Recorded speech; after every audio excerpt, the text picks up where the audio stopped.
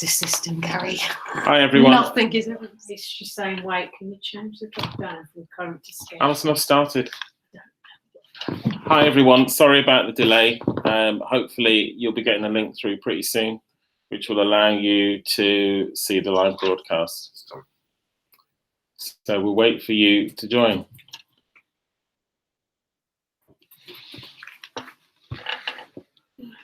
Slido. I haven't got Slido.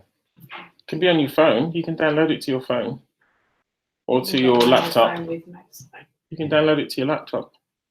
You go onto Slido. Hi, welcome. The person that's just joined, thank you. Thank you for waiting patiently. We've had a few technical difficulties earlier, which we've just overcome. So on the basis of that, it'd be really good if you can just bear with us for 1 second more.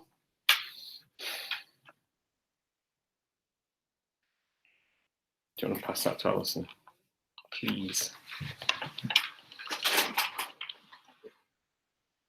Okay, so welcome to today's workshop on negotiation theory and practice. My name's Gary Badley, and along with lots of other things, I provide strategic commercial awareness to JAOP, but also I'm responsible for the PECS program as well.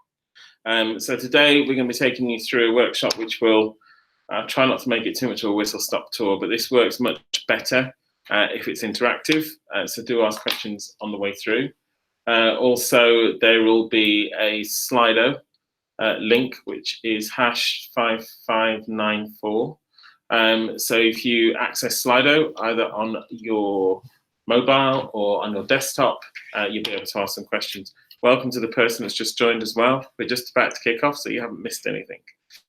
Okay, I'm going to kick off now. I'm hoping if other people join, they'll catch up, but we'll do our best.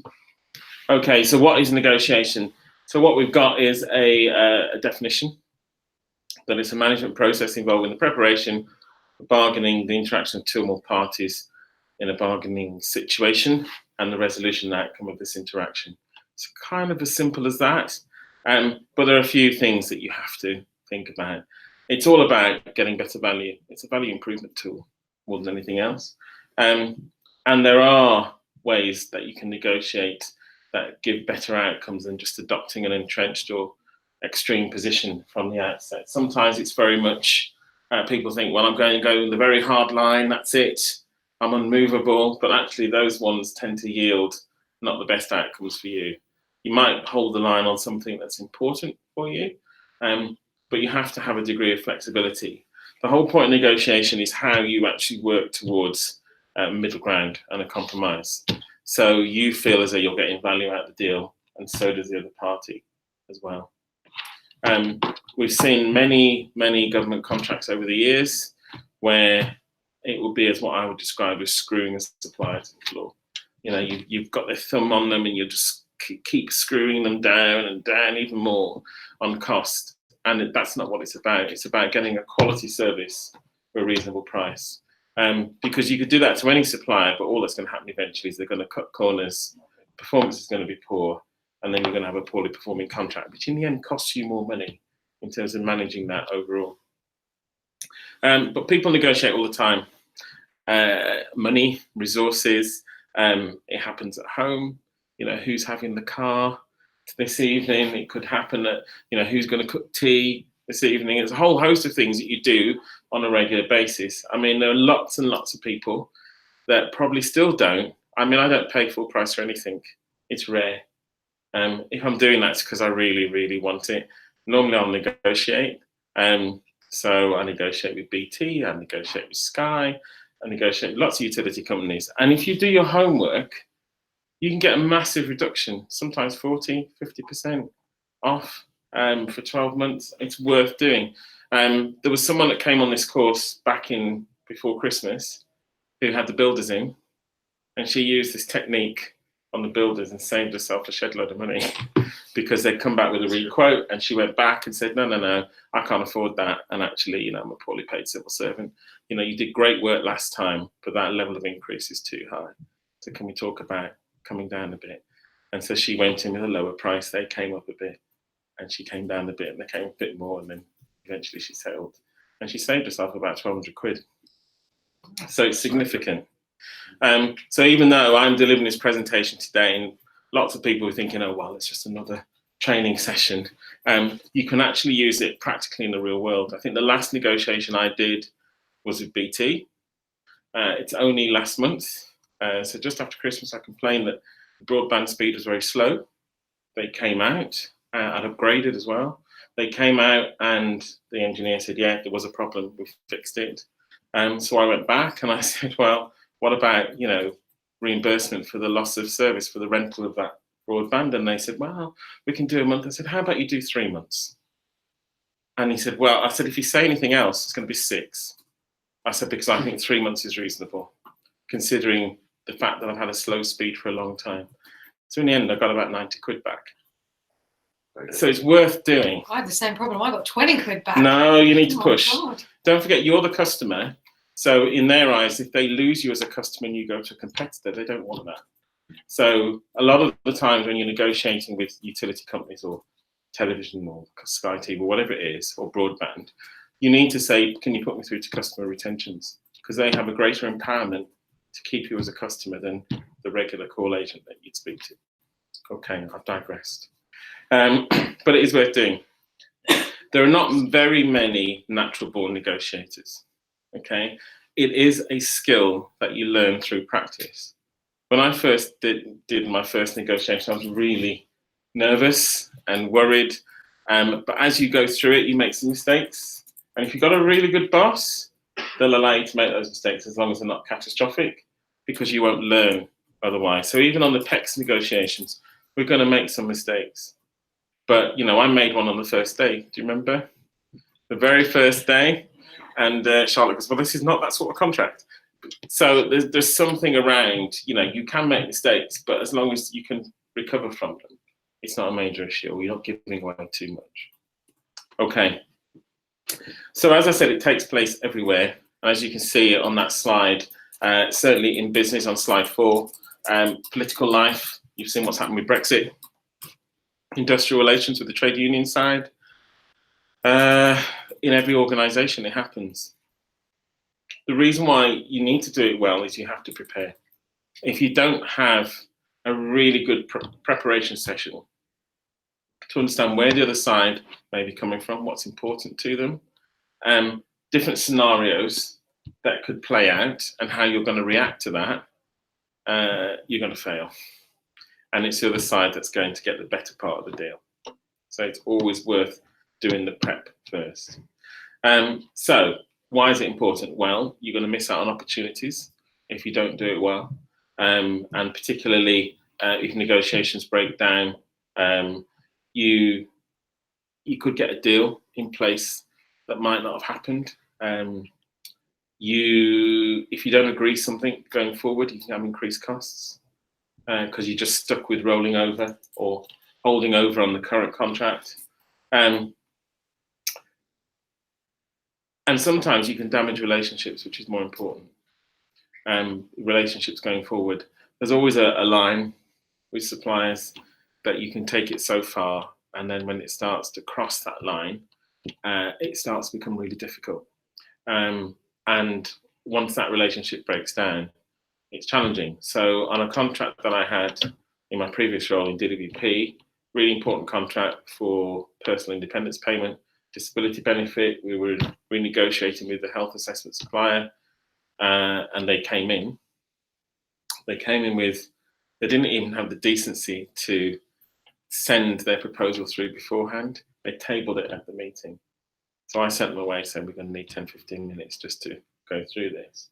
They came back and I said, before you even sit down, guys, is this a joke or is this for real?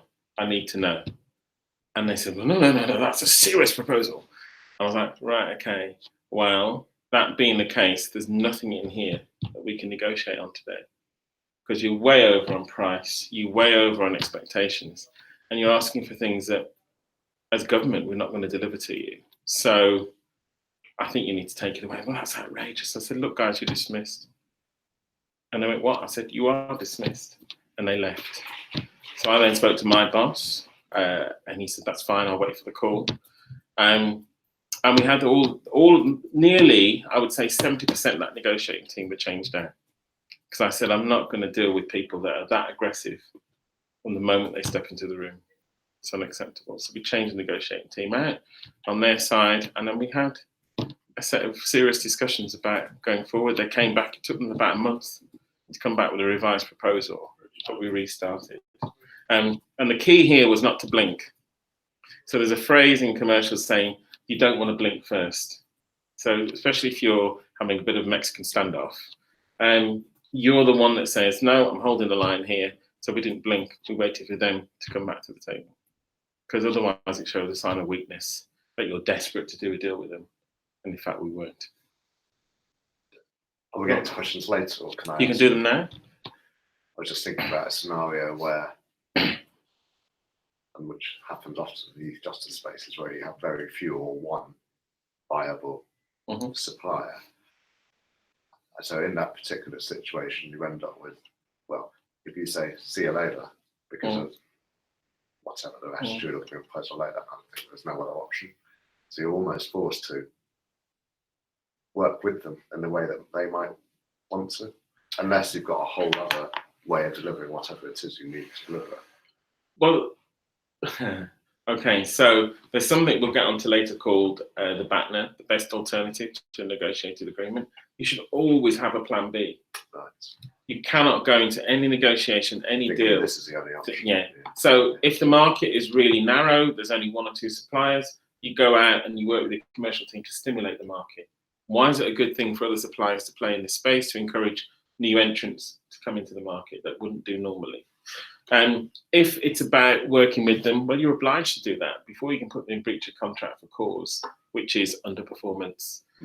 You would have to work with them, give them time to improve their performance, etc. So in the meantime, you're out there touting out with the market to find out if there's anyone else that'd be interested in this work. You know, we do something what we call soft market soundings, just very quietly talking to different suppliers about what the art of the possible might be.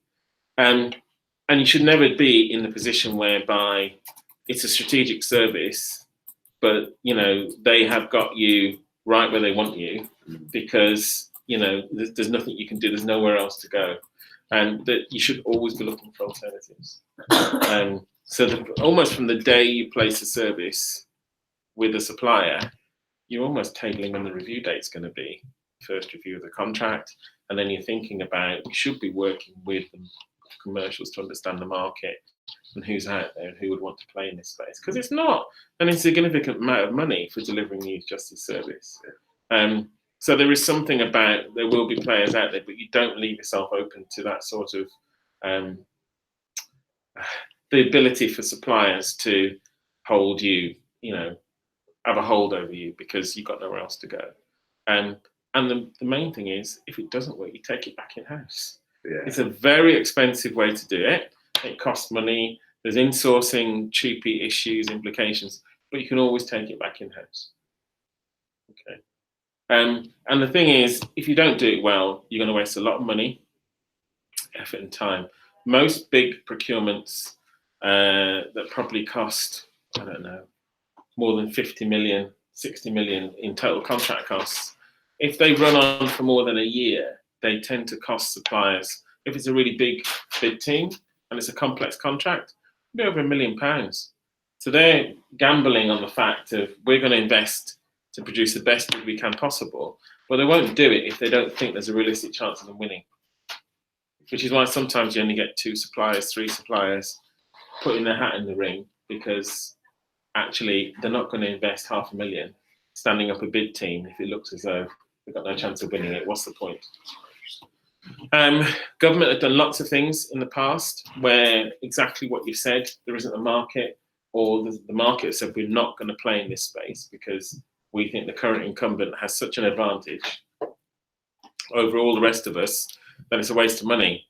So when HMRC about 10 years ago decided to relet its IT contract, it went on the basis of that it was going to encourage IT suppliers to come and play. They agreed to pay half the bid costs. and that was enough to stimulate them to say, okay, if we're only putting half in, it's less money we'll lose in terms of our revenue, etc., and so on. So they covered half the bid costs of all the suppliers. It might be a bit simplistic, but how many ideally bidders would we like? So, for example, for PECs, we've currently got 4. And that's fine. So on most procurements, so I'm not sure if you attended the first presentation that I did on commercial awareness, but No. on the very first one, I took everyone through the basics of procurement, etc., and so on. It depends what procurement route you've gone down. If you go down an open route, you can have anything between 2 to 200 bidders coming through. The trick is to make the specification really tight and specific, so they will deselect, self-deselect all the way through. If you go on the restricted route, they expect you to have at least, I think it's about 3 to 5 suppliers coming through. If you're on the negotiated route or the competitive dialogue route, they'd expect you to have a minimum of 3. Any less than that, it's not really a competition between 2. You don't get that competitive tension that you need where you can drive price, etc., and so on. So ideally, if you've got 4, that's great. And on a big procurement that we did previously, we started off with 6, it went down to 5, it went down to 4, then 3, and it was just on the brink of going down to 2. And when it did go down to 2, I had to justify to Cabinet Office why it was worth continuing the competition. But we did get a decent bid in the end. We did get a decent supplier. To justify why. I had to justify to Cabinet Office why there was still a competition with only 2 suppliers that were left who were willing to bid. But because it was a competitive dialogue, it was easy for me to say we've got enough information here which would allow us to make a sensible decision. But usually you'd want 3 or more. Any more than 5, it gets quite, or 5 or 6, it gets quite challenging because there's only so many suppliers you can see in a week. Yeah. So 5 would be the max, and then you'd be working on Saturdays to digest everything that's gone on. So ideally, if you can get it to 4, it's a good number. Okay. So I was thinking about SMEs, small and medium. I was thinking about how does that work? Well, I think government has a drive to get SMEs more involved in delivering central government services, that kind of thing. So how does that work when you've got some organisations, companies that may not want to even bid for something because the actual cost of doing so would be very, very large for them, over whatever, like £500,000 or something. But then I guess it depends. That's not going to be a situation for the kind of contracts which are worth a huge amount, because you would need big suppliers to deliver those contracts. Well, it depends on the strategy you're deploying. So if you're saying that at least 20 or 30% of your contracts or needs to have SME involvement, you can ask for that SME involvement to be in the supply chain of the supplier. Right. So you can do it that way. If you were doing, let's say the contract was for $1 million, you might get some SMEs, you might get some charities, third sector, organisations coming on board to be part of that. Or if we wanted to really stimulate that market, we might pay for some of their bid costs and help them out. But the idea is they've got to be able to deliver the service, they've got to be able to run that service, they've got to have the cash flow that's available to them. And a lot of times we go with some of the bigger suppliers because they've agreed to have SMEs in their supply chain and can demonstrate where they sit in the supply chain. How often do we have a situation, so I keep asking a question, how often do we have a situation where we cover some or all of the bid costs for companies that are interested or charities? We probably rarely would cover all of them. And it's rarely we would cover probably half of them. It depends. Sometimes we have to cover big costs because we've taken a decision that to close the competition and award it to an incumbent, because it might be political reasons, it could be a whole host of reasons. You then have to reach an agreement with each of those suppliers about if they can demonstrate how much bid costs or how much money they've invested against the bid, you would then pay reasonable costs. Sometimes it's about half or just less. Interesting. Okay. Has it been, sorry, from your answer, has it been often that we've had to close the competition? No, in my career, probably only twice. The one I remember most of all was Post Office card account, where we gone through, we had people like Citibank involved and others. They put the bid in, and then when it came down to it, ministers wanted to award it, the government wanted to award it back to the Post Office. for lots of reasons about maintaining or sustaining the post office service and the network, etc., and so on. So in that sense, there was closed door secret discussions with each of those suppliers, and it was undisclosed how much bid costs DWP covered, but they covered some of them. So it can be done, because what you need to do is to restore the market's faith in you as an authority and as a client, that actually you can be trusted, and you're not going to lead them down a beautiful garden path only to find out that it's a wilderness and been sprayed with weed killer everywhere. So that's the issue. So if they think that actually you're genuine and you didn't foresee this to happen, but you are happy to make good, then it allows you to maintain your position in the market. Okay. So negotiating is a continuous cycle, and as you will see, it has a number of steps. It's very similar to the procurement cycle. I think consultants, when they develop these things, like to have cycles, but it's important. And so, as you can see from there, it's a 7-step process, and right in the middle is the team negotiation capability. Really, really important that you have a capable team. The best teams I've seen that have worked on negotiations are ones that are multidisciplined. So you'll find they get to know each other probably about a third of the way through the negotiating process. They get to know each other really well. They get to know where the cues are, when they should come in, when they shouldn't, when they can just drop an idea into the middle of the table to see how it blossoms. They can do all sorts of things. But to do that, you have to have a very capable negotiating team. So you have to have a good finance person. You have to have good business subject matter experts. You need to have a really good HR person if it's required. You need a good program person, and you need a very, very sharp commercial team. Because it's not about accusing a supplier of sharp practice in the negotiation, but it's how you react to that. So a lot of the times when suppliers will turn up, I haven't done it this time round, but I've seen them where they've turned up with an extra person who's making notes. It's actually a psychologist, an occupational psychologist that they brought along because they want to understand the whole team and how it works. And they want to get a feel for who's the kingmaker, who's the decision person in all of this, who do they need to influence. On my last big deal that I did, I can remember the lead negotiators was like trying to be very friendly. I had another person who was sort of ops manager who was really giving me a hard time. And this lead negotiator was trying to be my friend, and he was saying, come on, let's go and have a drink and talk it through.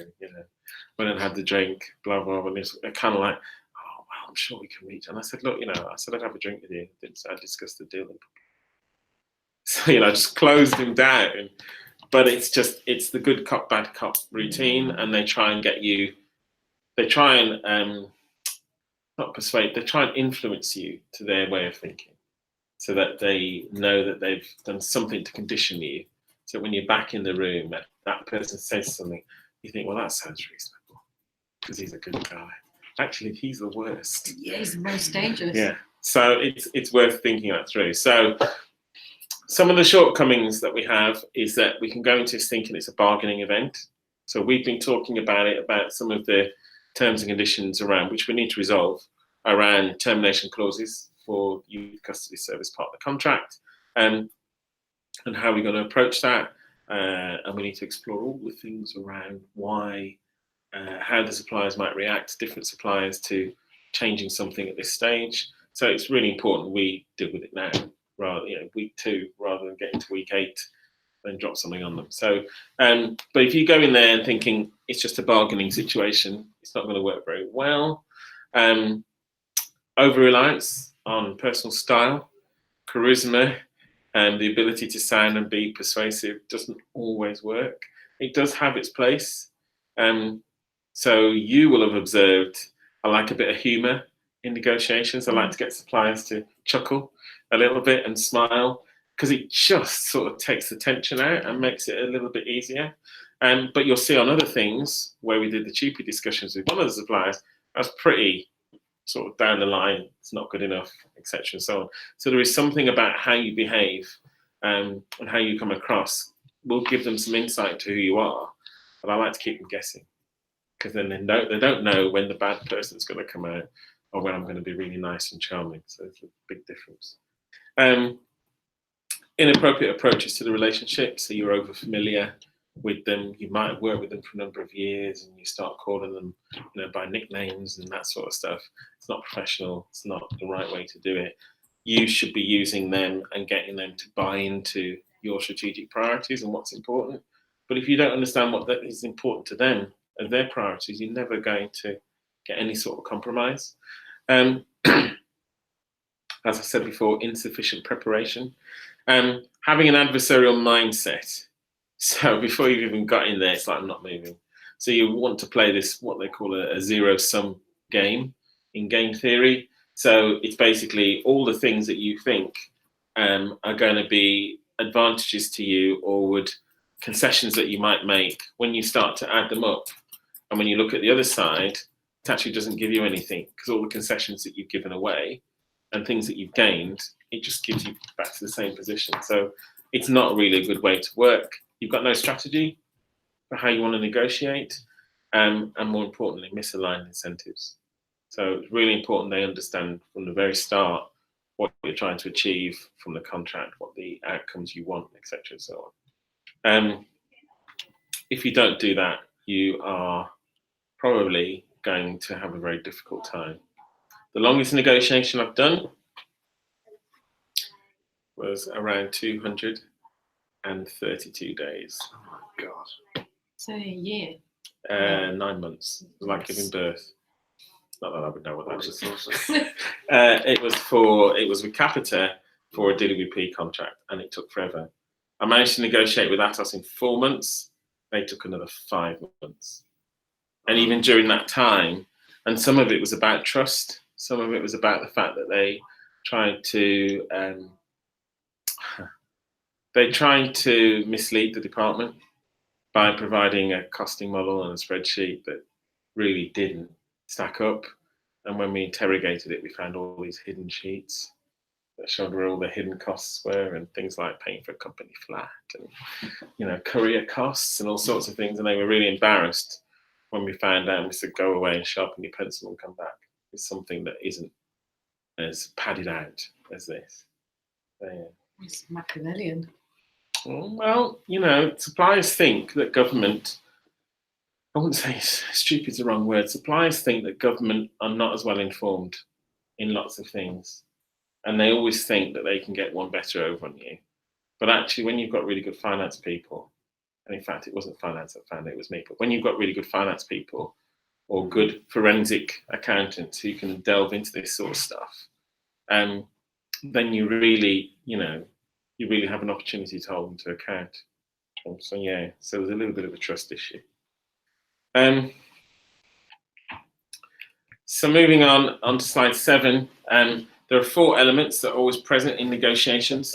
The relationship that you have between the parties, the substance of negotiation. So what is it that you want to buy? Do you know what it is that you're trying to achieve? If you don't know that from the start, you have a problem. So is it just a one-off thing we're doing? Or is it a longer-term relationship that you're trying to build with that supplier going forward? If the contract is for 10 years, as it is for PECs, you want to be making sure that from the very start, you start as you mean to go on.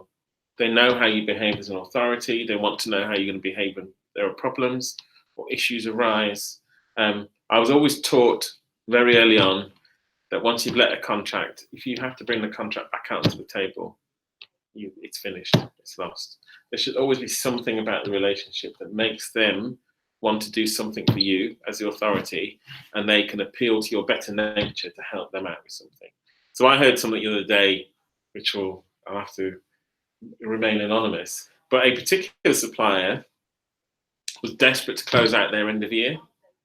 They knew there was a relet coming up, so they asked government to pay out on what was due, or prepay, I think, in some respects, 25 million. And when the deal was done, they would give them £5 million back, cash, as a discount.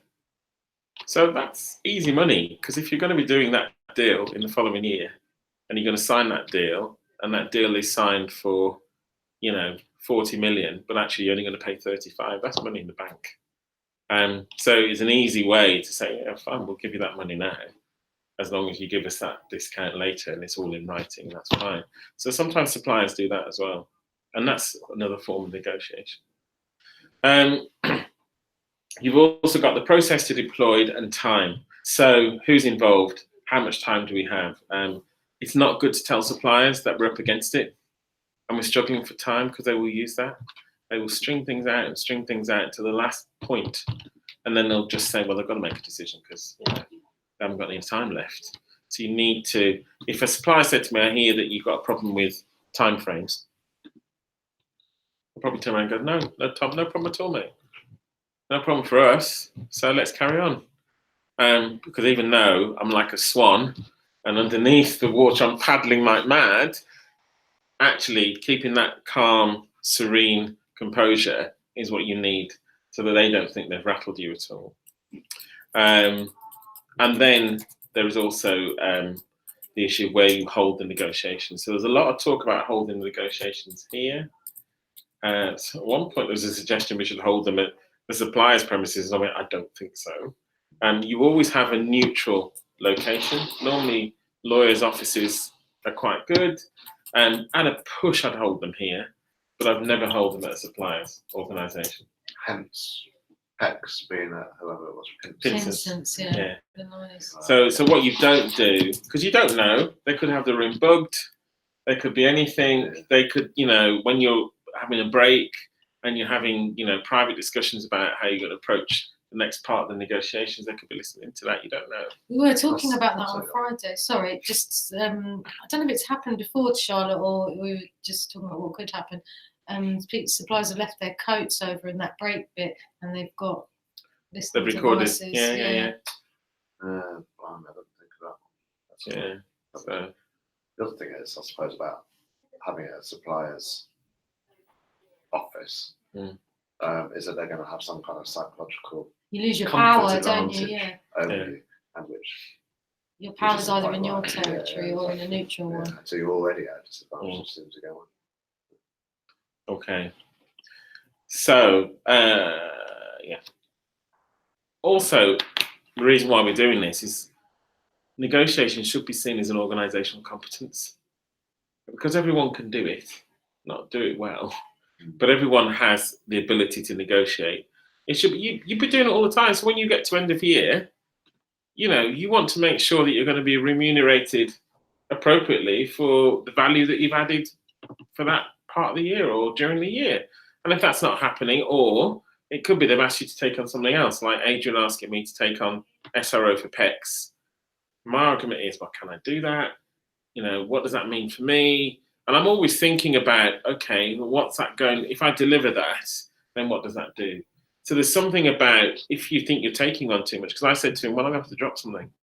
I can't take this on and keep delivering everything else. Something's going to have to give. And unfortunately, it's this piece here, the commercial awareness piece, that I'll have to stop. Otherwise, I won't be able to do it all. And that was the negotiating, the bargaining position that I reached for that one-off discussion, which is, yes, I can do it, but I'll have to give something up in terms of what you're expecting me to do in terms of accountabilities. Otherwise, I won't do it full justice.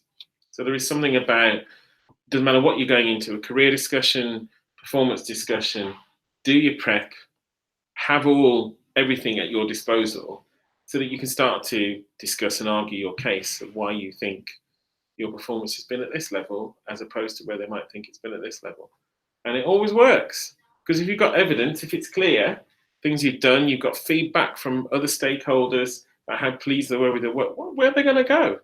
They're going to have to concede and go, okay, fair point. Unless they're really horrible bosses, and that might be more challenging. But usually a good boss will say, yeah, fair play, I didn't pick that up. So it's worth thinking about. But what you've got to avoid, and the reason why you probably had a lot of instruction, counsel, guidance from commercials is you don't want there to be parallel discussions going on when you're having a negotiation. You want to avoid that. It's very clear who has roles and responsibilities, so you can see from the agendas Some of the sessions Scott is chairing, some of them Charlotte is chairing. If it's about legal, commercial, financial frameworks, she'll do that. If it's about the operating model, if it's about the pay mech, etc., and so on, then it's Scott. So you need that so people don't get confused. You've got to keep stakeholders on board. You've got to keep them updated because they can get disconnected, and that's when the problems start. The supplier might invite them out for a drink, not the negotiating team, but it could be the MD or someone else, and they'll just mention something casually. And I'll say, well, that's ridiculous. We wouldn't do that. Take it from me, that's fine. And it's kind of like, then they drop it in to the conversation. You're like, oh, I've been sideswiped. So you've got to make sure that they are on board with what you're doing and why. You have to be able to understand and have a structure for gathering what it is they're interested about as a supplier. Is this contract important to them? So, Geo Amy, what was the first thing their managing director opened with? That's their business. This is the most important bit of work they must. This is the only contract we have in government. Yeah. That's the first thing he opened with. So for me, I know that's a priority. Mm-hmm. So actually, thinking about it, we could get them to bend a little bit if we wanted to. Because if we're the only contract, the only reason why they're raison d'etre, the reason why they exist is this contract, well, we could easily get them to bend a little bit. And they're expecting that in those discussions to drive, not necessarily drive a better price, but drive greater value. Because sometimes it's the quality that they will give or the innovation that they will bring. So most commercial contracts are decided on what they call the meat, the most economically advantageous tender. So it's not the cheapest, but they might be providing 98% quality, which is above everyone else, and there might be middle pricing. You could go with that because you're getting something better than you would if you went with someone who's going to give you 90% quality and a slightly lower price. Because actually you want, wherever the threshold is that you've set, you want the best quality possible that they're going to deliver and hold them to account against. Well, I guess, yeah, it's a tricky area when, so it's a, I mean, you could score it at 98% quality, but there's going to be some stuff there that you can't quantify, I suppose, in terms of value in its broader sense, in terms of societal outcomes or whatever. Yeah. There are lots of things that you can't quantify in that sense, but what you can do is hold them to the contract delivery performance indicators that you've set out, and you can drive performance in that way. You can either do it in a draconian way, or you can do it in a collaborative partnership way, which is how we prefer to work. But if you don't have that insight, if you don't know what's driving their organization, if you don't know the structure, do they have shareholders? Is it a family-run business? Is it actually privately owned? That sort of stuff. Then you won't position yourself in terms of your strategy correctly. Okay. Similarly, do they have to go to anyone else to get the decision agreed? Does it have to go to the board? Does it have to go to shareholders? Understanding that helps. And all shareholders or a board will be interested in is risk. You know, how much risk, how risky is this contract for us? You know, what are we exposed to if those risks materialize and we are then dealing with the issue? And so how much risk do we want to take on? You've heard that mentioned very early on about risk and how much risk is in this for them. Okay. The one thing that never happens though is you never really transfer risk. It's a myth. Because reputational risk can't be transferred. And undoubtedly, it doesn't matter. You've seen what's been happening outside the building today. You know, we've got security staff on strike, and that will be reported as Ministry of Justice security guards. It won't be reported as OCS security guards. It'll be Ministry of Justice. So it's our reputation that is being besmirched rather than the actual company they work for. And that's how it works. Okay. People in the negotiating team, as I said before, play different roles. You've got the leader, the person that's in charge, responsible for the outcome. One of the reasons why I'm not there is because if I was and playing the role of SRO, they would defer to me all the time. And that's not fair on Charlotte, it's not fair on Scott, because if they need to escalate an issue, I need to be able to come in with my big feet and start kicking the ball the other way down the field and say it's not acceptable. But actually, if I'm there and hearing everything as it goes through, hearing all the arguments, the next person up will be Adrian or Justin. So it's not necessarily the right way to do it. And Justin saw me the other day and he said, "How's the negotiations going?" I said, "I think they're going all right." He said, "Are you involved?" And I went, "Not directly, no." He said, "I bet you're itching to get in there because you love me." And I said, "Yes, I love negotiations, but I can't." I want to explain why. I said, "Oh, that's sensible." But yeah. So are you in any of the, obviously you were there last week, are you going to be in any of the sessions? No, so what I have is a call with Scott every evening to update me on where they are. And I'll be able to come in if I think, let's say, Choopy or something is kicking off and it's been escalated, but other than that, I have to stay away. Not completely divorce myself from it, but there needs to be a degree of separation, otherwise it doesn't work. So when I was negotiating, if my director had come in every single time when I was in my previous role, I would have been very happy because it undermines that individual's authority and their ability to get it done. So it is really important. So opening up negotiations is one thing. Stepping in when there's an point of escalation is another, and closing them down is another. So at the end, you'd want whoever we're selected.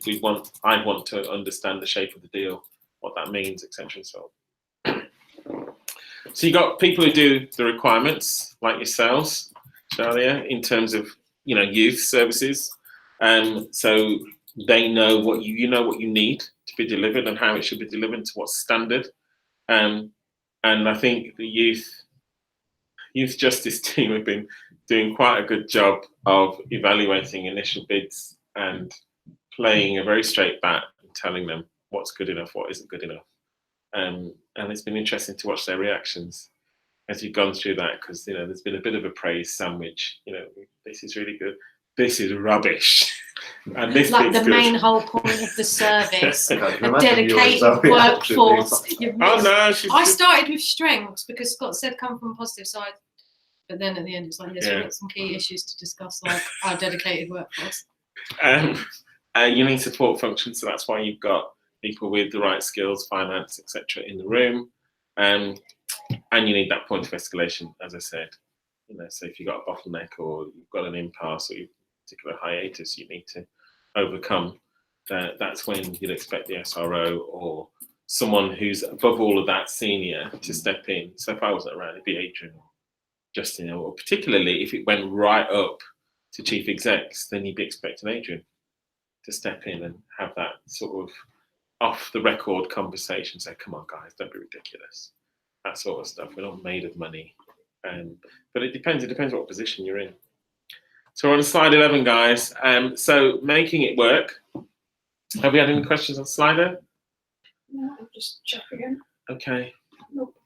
So the team, you have to invest time in planning and prep.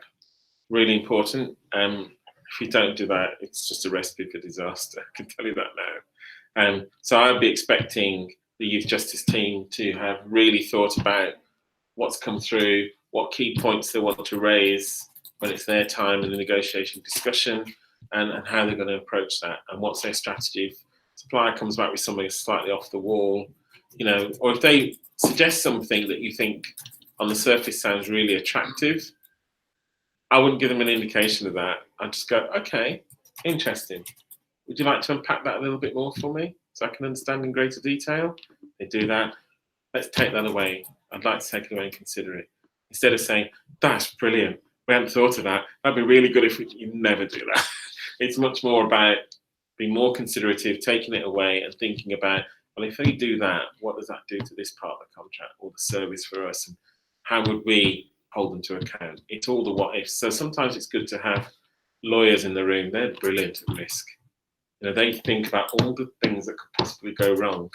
Or if they drafted a clause in a particular way, they'll be thinking about all the ways that could be interpreted. So they try and make the drafting as tight as possible, because they put themselves in the position of a judge and how a judge would interpret that legal clause in a contract. Would you have a lawyer in the room who would mostly not be saying anything, but sort of identifying, and it's later on where you, okay. So we've had, certainly Pinsons have been in the room for some of those sessions. And it is Are important. they acting on our behalf? Yeah, Yes, yeah, as yeah, well. yeah. Yeah, we would always, we couldn't use their offices if they weren't. Well, I was thinking either way. I don't know.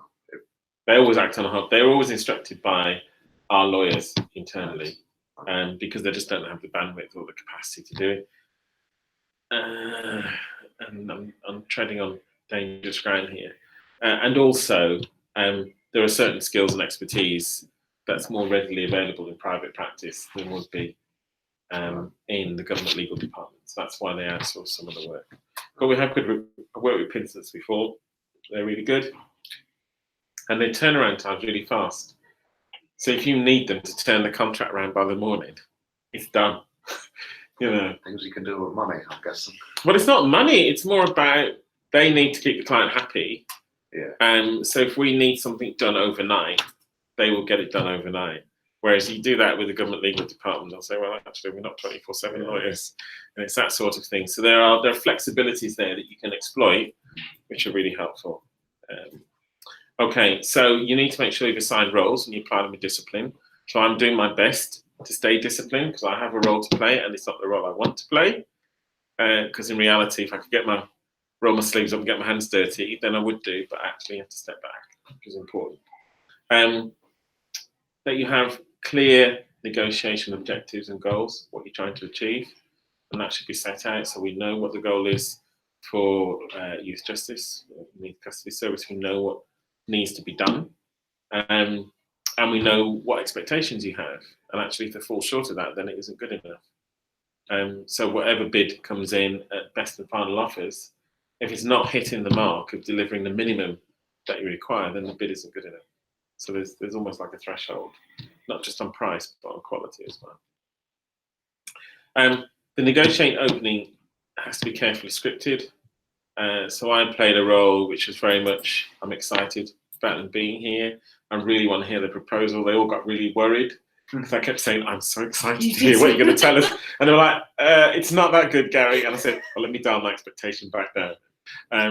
But yeah, I wanted to give the impression that we are up for this and we really want them to be enthusiastic and to be thoughtful about what they're going to come forward with. And actually, most of the presentations were fine. There were a few points on risk, finance, data that we had an issue with, but most of them had got it. It was just that some of them have got it better than, or grasped the nettle better than others, I would say. There needs to be collective responsibility for the outcome. So it isn't good enough for someone to say, well, that was Scott's fault. He decided that. It's the one time, I think, where consensus is important, where you've taken the views of everyone and you might make the decision, but you make the decision as a team. So if something goes wrong with the negotiation, it isn't the lead that takes the hit. It's the whole team that's had a responsibility. So I suppose what I'm saying is if you're involved in a negotiation, speak up. You know, don't sit there like a quiet wallflower thinking, oh, I think it's all going to go away. Well, it's not. You know, if that's your area of expertise and no one is championing that for you, speak up. You know, because if it goes wrong and you say, well, that should never have happened, there's a collective responsibility on the whole team for making sure that happened. And this actually goes back to a question I had earlier from one of the other sides. It's about the capability of the negotiating team. Like if you could select subject matter expert and blah, blah, blah. But you don't necessarily know until, well, my question was, how do you assess in advance so that you don't have a situation where you go into a negotiation and then find out in the negotiation actually that person doesn't speak up and they need to be speaking up because they're the one that's next. Because if you're a good chair, you will quietly see them to say, I picked it up this time, but it's your job to pick it up next time. So a good chair will spot where someone isn't speaking up and will either bring them in to say, what do you think about that? So it might be, what do you think about that, Charlotte? Or what do you think about that, Charlotte? And you'll have a chance to give your view. But they won't keep doing that. They'll expect the negotiations to run smoothly, to be fluid, and for that subject matter expert to jump in when it's important. Is it routine to make any kind of assessment before the negotiation about whether this, or maybe as simple as going to have a conversation with whoever, their line manager or something about, yeah, this is the kind of person that we need. Well, you go to the... You'd hope the team would put forward the right Whoever, people to do the, like in our team, Shamim is or should be confident that we can do our bit. Yeah, that's true. You'd be having a discussion with the deputy director or the director to say, this is coming up, and we need, your A team in the room to make sure we get the best result. And it's then you've got to trust your colleagues to supply the right. If it's not the right person, then you can have a conversation about changing someone out. But you have to do that really discreetly, and you have to explain to the supplier why there's a change in personnel, because you don't want anyone to lose face, or to have almost like people questioning why they're not there. That's important. That'd be embarrassing to have to say. Yeah. Right. We've got a lot of slides to get through. So this is about analysing the relationships. Fine. And key questions. So what kind of relationship do you have now? What kind of relationship do you have with Serco? What kind of relationship do you have with the current incumbents, JAOP? How much do you depend on them, as you were saying before? Is it a sort of contract where we're absolutely dependent on them, or actually other alternatives? What are we doing together? So how do we work collaboratively? If you don't work collaboratively, then how do you want to work in the future? Do you want a partnership? Do you want it to be more adversarial? What is it that you're looking for? And what kind of relationship do you want going into a 10-year contract? Knowing that you might not be around to see that contract through to the end, what sort of foundations do you want to lay now to make it easier for those coming in behind you? Is there something that you need to do to bridge the gap? And how can you build that in? So we've majored very much on partnership. There's one contract I was involved with where the market signaled they wouldn't be bidding. Every single supplier was worth their salt. They wouldn't be bidding because they felt the contract was toxic. They felt that the way the authority treated the suppliers, the incumbents, when there was a problem, was toxic. And actually you had ministers going on TV, hanging them out to dry, which was not good. And so we asked them, what would it take? And they said a proper, true partnership approach. When problems arise, this is how we'll stand shoulder to shoulder. They wanted dual branded communications. They wanted dual branded letters, etc. and so on, which says it wasn't their service they were delivering, but it was our service. And they wanted us to stand shoulder to shoulder with them. So when the flat came through, we'll be working with them on press lines to take, and how we want them to present themselves to the media, and how we would present ourselves, and so on. But they didn't believe me. They each wanted an audience with the minister to hear it from the minister, to say that's the new approach and that's what they were going to do. And we did that, and we had a really good competition. But it just goes to show that actually lots of things are driven by market forces. It's not just price. It's also about if they're willing to participate in a competition, because they're not going to have their reputation damaged, knowing that that could be a potential outcome if they can avoid it. Can I ask you a question? How do you, just a general, I'm not saying about this, but how do the private prison providers feel about delivering prisons when there is so much pressure and criticism? Well, I don't know is the honest answer. I can only assume. But I imagine for those where it's going reasonably well, it's not a problem, because they will be making money out of that contract. They won't have taken a contract that's going to give them 1% return. They'll be making a minimum of 8-9% profit on that contract. So as long as it's going okay, that's fine. The ones where they've had issues or problems, or the performance has been poorer, then they're taking a hit. It's a risk that they might have built in, but it might not be enough what they're built in. So they may be thinking twice. But a lot of those suppliers, or at least one of them, has other contracts across this department. And so they have to think about in the round, where does that sit, and what's that going to do in terms of their reputation with the department. So there is something about how they move forward. Because G4S is the one I wonder about. Obviously, Medway, we had, they couldn't then sell the children's arm of the company, Birmingham. Would they still bid in for another private prison? Birmingham's complicated. So it goes back to, and this is my own personal opinion, This isn't the opinion of anyone else in MOJ, but it goes back to an old adage that I learned a long time ago. You never outsource a problem. If you know you've got a building that's from Victorian era, that the fabric of that building is failing, it's all very difficult, you know, you wouldn't outsource the maintenance of that. You'd say, we'll take over that and we'll get that done. Because it's all about cost. And if they have to cut costs, the last thing they're going to do is fix a door that isn't causing a security risk or fix a window, etc. So they're going to leave it broken until they have to do it. And there is something about, you'll always get a better service if you don't outsource a problem. So if you fixed all of those problems first and then outsourced, which gave them a nice stable platform to work from, you probably wouldn't have those issues. Now that's me making it very simplistic. But that's just one element of what might have gone wrong at Birmingham.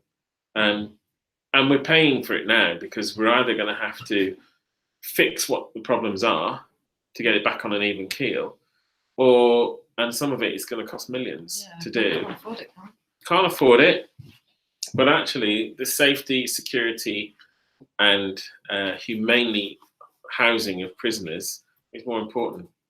So you could do one or two things. You could ship them out, a lot of the offenders, or that particular part of the prison, until you've done the refurbishment work, etc. and so on. Or you can knock it down and just put some prefabricated stuff up really quickly, like they do for, what do they call them now? Oh, house blocks. You know, just put some house blocks up really quickly to, you know, reinstitute those wings. But actually, Victorian prisons built in the 60s, 70s, they're all the fabric of those are going to be failing now because it's been a long time. And so there are some big decisions to be made about the future of this state. I'm glad I'm not making them. So, how well does each party understand the relationship? I'm getting a feel just from that first week about some of those suppliers. Some of them are eager to get into this. I've got a feel from the current incumbents how they're behaving. But it's important, and I've done some background work on looking at them and looking at their annual accounts and looking at their business plans, etc. so on. Always really important to understand them as an organisation. God, yeah, it was later on, much later on, probably about 2012, that the first time I ever picked up a set of accounts and was taught to read them.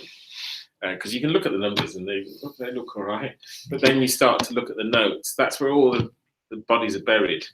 When you start to look at the notes that go with the accounts, that tells you things like how they're reinvesting any profit and revenue, or are they taking cash out of the company? Are they stripping the company and leaving it with a minimum amount of cash flow to run? What are they doing about remuneration? Are they paying, you know, their directors excessive amounts of bonuses? You know, it's really important when you look at accounts to look at the notes that go with them because they tell a completely different story. And you know, how much debt are they carrying? How have they geared that company in terms of the debt to sort of cash at the bank ratio, all that sort of stuff. So I've looked at some of that to understand where they're coming from as organisations. They don't know that, but it's just interesting to feed that stuff in if you need to. So you need to understand what's going on in the buyer-supplier markets. You need to understand each party's corporate strategy and where they're heading.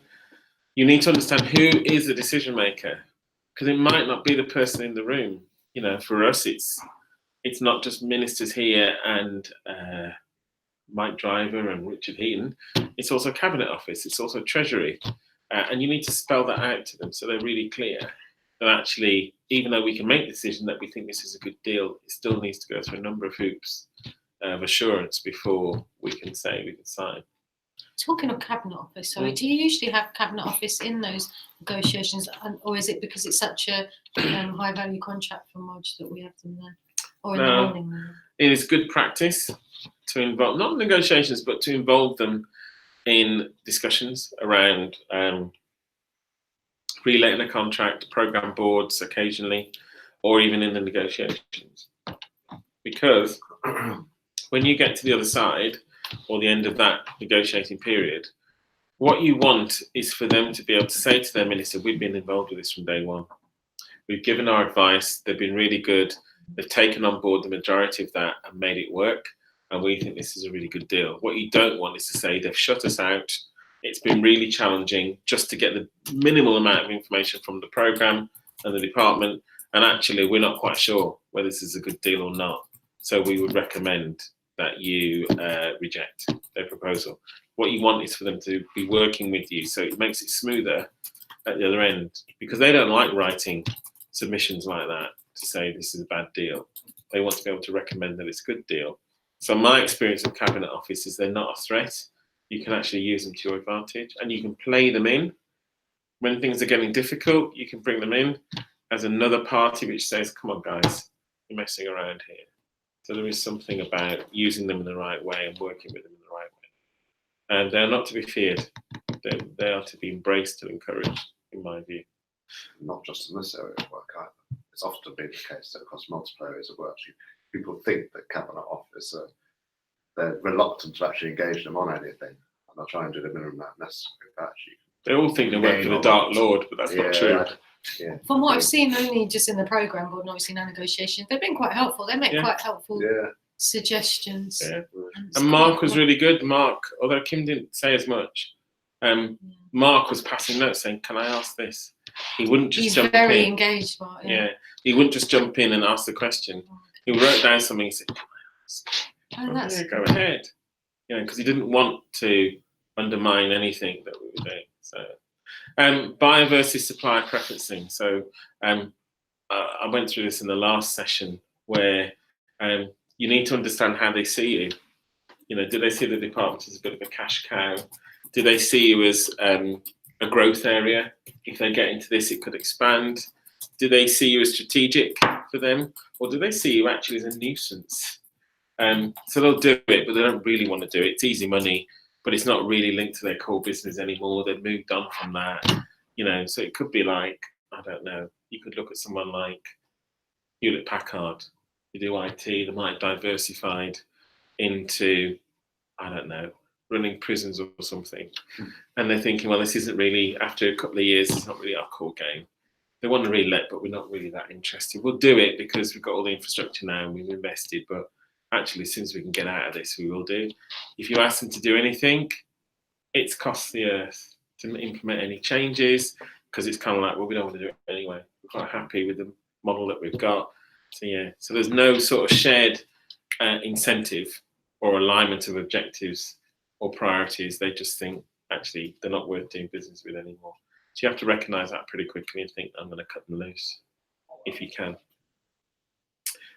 How important are you to their business? Geo Amy, you're the only show in town, guys. We need you. So you need to understand that, because that can help get you a better deal or leverage a better deal. Sorry, leverage a better deal. The perceived value, release potential. So what do they think they value the most, and how can they get the most out of this contract? So for them, it's going to be revenue. For them, it's going to be driving up that revenue. And how can they do that? You'll never know how much profit an organisation is really making. They will tell you it's 8, 9, 10, 12%. But actually, because they have economies of scale, they could take some really good people from a contract that's running really well, deploy them onto this one at no extra cost, because the other supplier, the other authority is paying for that contract and doesn't know. Deploy them onto this one to give it a really good kickstart, get ahead of the game, and actually they're making noodles of profit, because this contract over there is paying for those staff that are on there that they never really told you about. They do all sorts of economies of scale, which probably push their profit into 15, 16, 17%. And for most private equity firms, most shareholders, if you've invested £100 and you're going to get £15 back at the end of the year, they think that's good for them. Or you're going to get £20 back, so you're getting a really good return. Then yeah, because you know, if most banks and money markets are only giving you anything between 1 to 5%, and you're going to get 20%, it's a good deal. And it's government, so it's guaranteed money. Yeah. So it's important to understand that. The relationship between power and dependency. So who has the power? At the moment, we have the power in the PEX negotiations. but that can easily shift. When it's something we want them to do, but they don't want to do it, but they recognise how important it is to us, they can start to drive some of that. So you have to find ways to get the power back. And their predisposition to collaborating with you and being a partner. So they might pay lip service to it, but they really want to do it. Okay. So as I spoke to before, I might whiz through some of these because this is about clarifying your interests, and I've mentioned this quite a bit before. So you need to understand, they need to understand what we're trying to do. You know, we've got a £1.6 billion hole in our finances going over the next couple of years. Actually, we don't have a lot of money to do this, but also they'd be interested in growing as a company. I'm intrigued by JAOP because if we're the only show in town, what is their real reason for doing this? Is it just to make a profit on their investment, or is it they're going to branch out and do a bit more? I'm not quite sure yet. Are we a customer of choice for them? Well, when it comes to money and revenue, yes, we are. But actually, are we difficult clients to deal with? Are we straightforward and honest and transparent? What is it? Have we got the strategy aligned, as we said we should have with ours? Are we going to invest in this contract going forward? So when things need to be changed, are we going to expect them just to do it, or are we going to invest as partners to make that happen? Innovation capture, what are we doing about that? A lot of contracts in the past have had innovation funds, where you put equal amounts into escrow at the start. You have an innovation board that authorises particular projects. So it could be to test a new process or procedure, and it's drawn down from the innovation fund. When we hold them to account for performance and we apply service credits to the contract, we don't take them back into our coffers. We put them into the innovation fund as a way of reinvesting back into the contract. It's one way of doing it. Contract terms and conditions, you know, we always send out a model contract with standard terms and conditions. They will come back and comment on what they think is difficult for them, what they don't want to do, etc. and so on. We had some demanding ones from one of the suppliers, and I was like thinking, really? You're not in a position to demand that. But, you know, unless you do this, we won't be able to carry on, that sort of stuff. It's like, that'd be ridiculous. Risk reduction, shared allocation. There has been oodles of comment made by Rupert, the head of Serco, about government risk transfer needs to be fairer and all of that. And they're carrying that to anyone that will listen. They keep using that particular mantra about, you know, the balance of risk isn't fair, etc. and so on. But it is fair, actually. You're taking on a contract, we're paying you a significant amount of money to do it. And one of the things, the reason why we want you to do it is because, one, we think you can do a better job, but two, we want you to take on the risk. It could be volume risk, it could be resources risk, a number of different things. But why should we share that risk with you? If I'm going to share the risk, I want a lower price. It's really simple. We either pay for it at this end, or we pay for it at this end of the spectrum. But either way, we're not going to pay more. Yeah, so if we're taking back risk, I want a lower price. If we are pushing more risk out there, we'll take, for us, it's a gamble that there's a higher price we might be paying and the risk might not materialize. That's what they bank on. You know, if we can prevent the risk, even though we've added 15% to the price, we might be able to just keep that because the risks are never going to happen.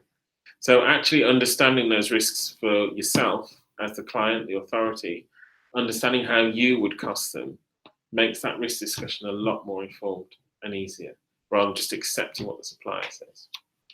Are you still with us out there virtually? I hope you are. I know. Four. Yeah. One's left. Individual professional credibility as well. So there is something about how you behave in negotiations, how you treat them in those negotiations. And you know, you have to treat them with mutual respect. It is unacceptable to do anything else, because what you don't want is for them to walk away and have an impression that if they're going to treat us like that, what's it going to be like once we sign the contract? It's really, really important you treat them well, which is one of the reasons why when I thought you were going to be, the negotiating team is going to be locked in all day with very little time to have lunch or anything else, but I said we should provide it because it's important that you keep the momentum going, you keep the energy levels up, etc. and so on, because you want them to put their best foot forward. Not thinking we have to take a 40-minute break now while they wander out to get some lunch from somewhere and come back, and the energy is dissipated and you've got to start again and build it back up again. So there are certain instances when that's really important. Would it be better if we just gave them lunch as well? We are. I think this week they're having lunch. And then when we're doing the tabletop sessions, where they don't really want to have a massive break in the middle of the day, they're doing it as well. So I think for half of the negotiating weeks, we're providing lunch. So it should be fine. That's quite good treatment. Yeah, well, it'd have been easier just to provide lunch all the way through, but I get it. It's not expensive for some of them. The ones where Pinsents are there, we're not paying. Pinsents will cover it. The 2 weeks, I think, that Pinsents aren't in the room, we cover it. So that's quite fine. So you need to determine the other party's interests. So what's driving them? So is it finance? Is it revenue for them? Is it about product development? Is it something about a new product development they can sell to you? Or they're developing unique things to the market? It's about supply chain. You wouldn't guess how much money they can save by making their supply chain more efficient. They'll give you a price, but they'll go behind the scenes, and try and drive out better times, better delivery times, better payment terms with their suppliers. So we pay within 10 working days of receiving an invoice. But actually, if you can negotiate 60 days or even 90 days with a supplier, it means your cash flow is pretty steady. So 30-day terms are a rarity between the supplier and their supply chain. They go for 45 or 60 because it saves them a lot of money. If you think if they're borrowing money to keep the cash flow afloat, if they can extend those terms, they're saving a lot of interest, etc. and so on. But we as government have always worked on the basis that we'll pay those invoices as quickly as we can. So our argument is if we found out that they were paying less than 30 days to their supply chain, we'd probably insist that they're paying 30 days. Our argument is you're getting your payment within 10 days. There's no reason, no excuse why you should extend that, because it just makes it harder and harder down the line, or increases the risk of supply chain failure when you don't need to. So there's things that they can do to drive their economics, their revenue, and gain greater out of it, but actually we might suffer as a result. So Carillion is a case in point. They had a number of suppliers who were longer terms. They went into administration, those suppliers didn't get paid. Sometimes it's personal, it's about your own career development, it's about their career development. Sometimes, they poach staff. They've spotted talent on the negotiating team, and once the contract's been let, they'll poach them. That's happened before. Those members of staff, particularly if they're senior civil servants, are on a ban. They can't. The department will stipulate they can't work on that contract for 2 or 3 years. We've got someone, Emma Julian, who's the Children and People's League from IT. She's from the YJB. But it doesn't take long. On their side. Yeah, she used to work at YJB and then went to Mighty. But it doesn't take long for those 2-3 years to come round, and then you're facing them on the other side of the table as a supplier, which can be difficult if you haven't moved on or changed roles. So there's all of that. And also, there's a spin-off, isn't there? There's a culture of you can be exposed to some leading edge new techniques and practices that the supplier may have. People laugh when I say this, but you'd be surprised how much they admire and don't laugh. Our HR practices, because they don't have that. They don't have anything like that. The family-friendly policies, the flexi time.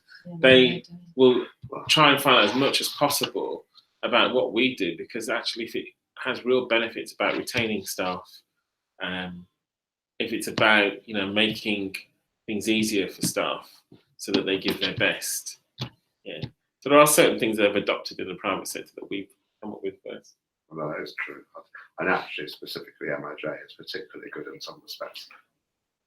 Bizarrely, I suppose. Didn't we just win another award for Stonewall number? Yeah, we're number one. Yeah. So you can find out a lot. So if you haven't done it and you've got a bit of time, try it out. So for your suppliers that are working on bidding for this contract, go and have a look at the trade press, go and have a look at government reports into the other contracts they might have. Have a look at their company reports and accounts, and just have a look at last year's. It will give you a flavour of who they are and what they're about and what's driving them. I can guarantee you the commercial team will have done that. It's one of the first things you're taught to do. So they will have done that straight away. You can go and visit suppliers and have discussions with them before you launch a competition. You can visit other suppliers in the same sector. They're always quite willing to talk about their competitors and what they're not doing and why they're not, ahead of the game and that sort of stuff. Go to conferences, trade events. You can have reference organisations, so you can speak to other departments who they've done work for, which is why I said it'd be really good to speak to, how much supplier it was now? Was it Mighty? Where they were talking about, it was one of them, it could be G4S. Scottish.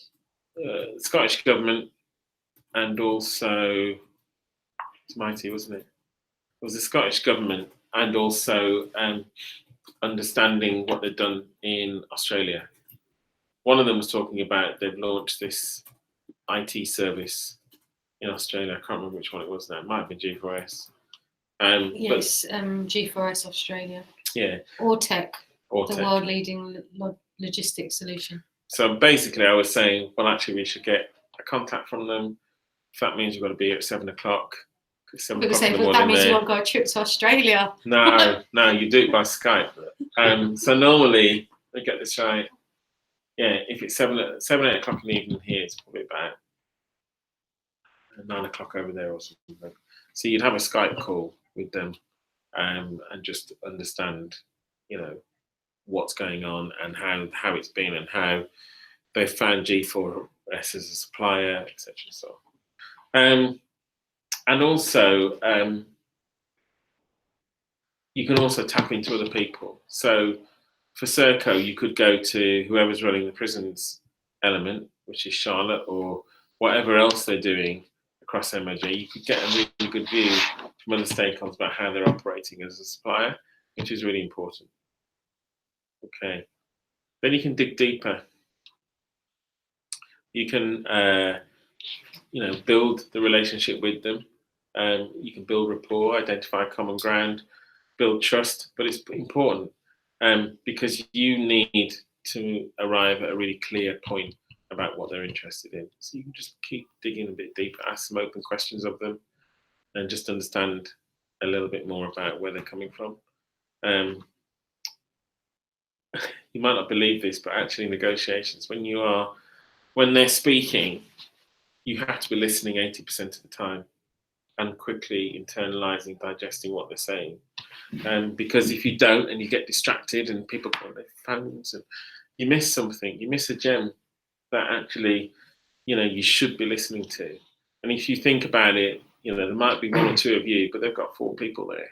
When you're speaking, they're all writing furiously. And that's to make sure they don't miss anything. So it's important. Yeah, that's one of the questions. Does someone routinely, so in the PEC stuff, is someone from our side routinely taking notes of the entire thing? Yeah, we have a note taker, but they're not an occupational psychologist. Yeah. I wish they were. Well, can you record the sessions? No. Sort of transcribe? Well, you can, but you'd need a permission, and it'd be very odd to record a negotiating session. It'd be really odd. Normally, you can just make notes what's being said. You can make, try and make verbatim notes if you want. But one of the things suppliers used to hate when I was leading negotiations was if they spoke to me the week before, I can remember exactly what they said, what day and what time. Because a lot of times they'd come back and they'd say, well, what we agreed, Gary, was this. And I'm like, actually, no. What we agreed last Thursday at 2:10 was this. And you said this. And I'm like, how do you do that? I said, wow, because it's important to me to remember the detail on that particular issue. So I committed it to memory. So shall we continue? And they just look at me like, you git. Yeah. How did you manage to do that? But it's important. It isn't. Well, you can do it if it's important to you. So, youth custody service, There are going to be elements in there that you're listening to. You might make a note of, but you'll commit to memory.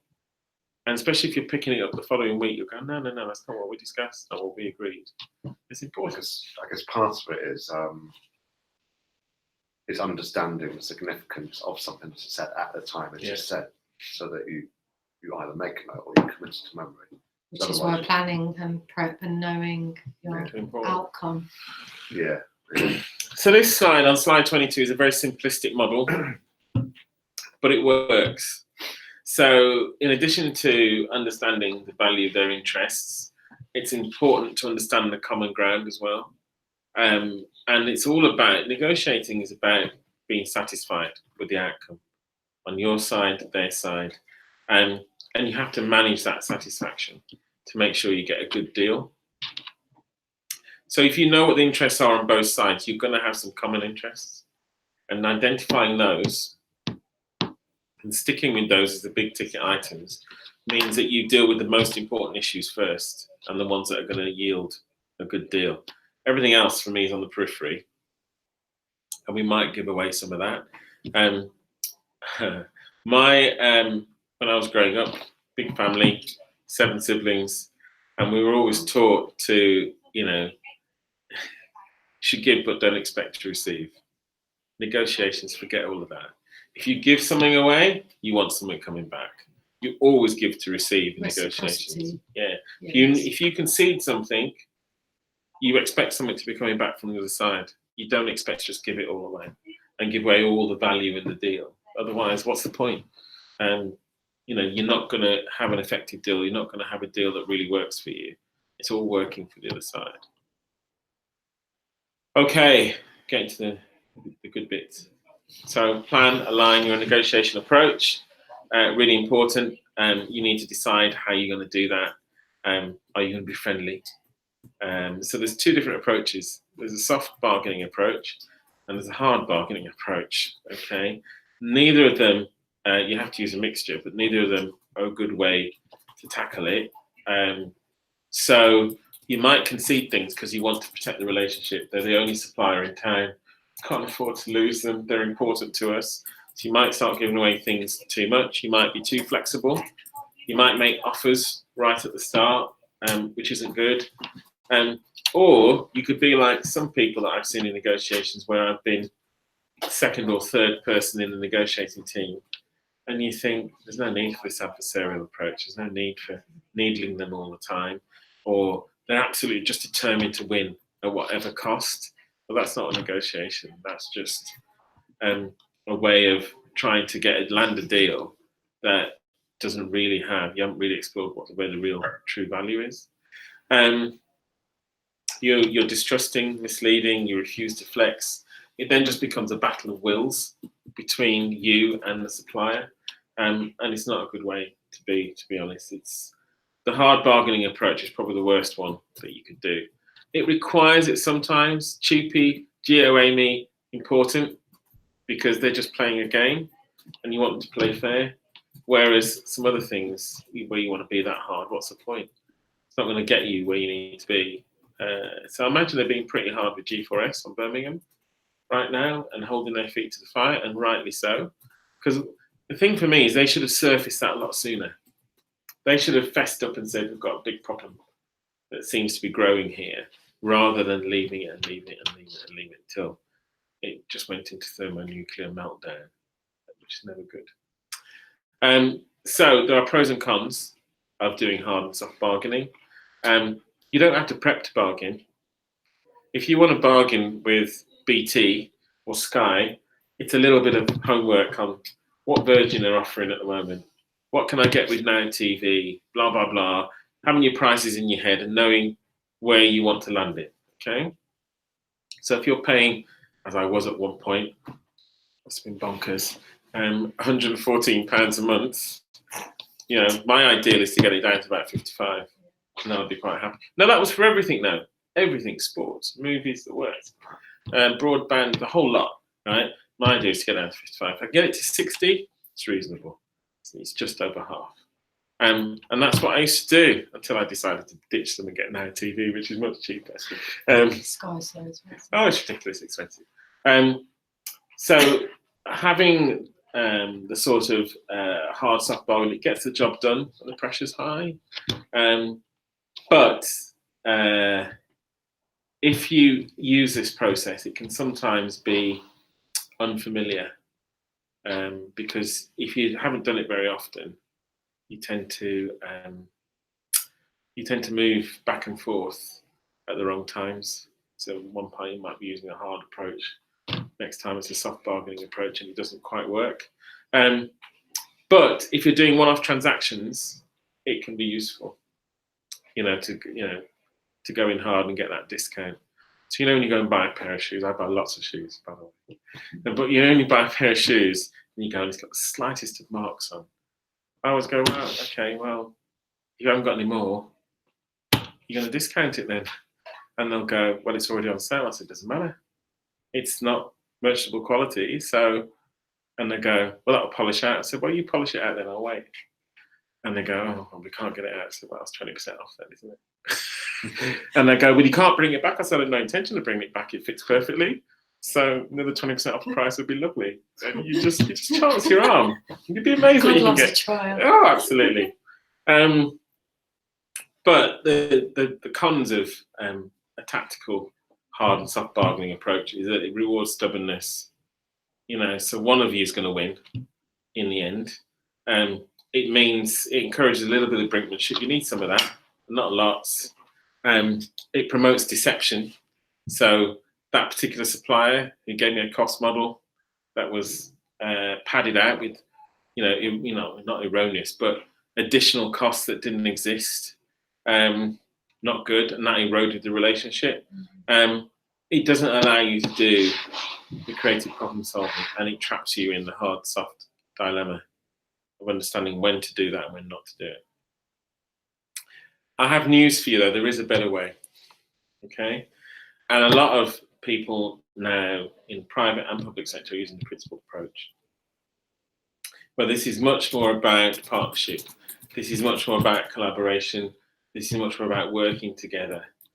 So you look at problems, you look at solving things together as a problem that affects both sides. You're looking for a good outcome, so it's something that's been well thought through. You focus on interests and not positions financially. So does this satisfy the interests of both sides?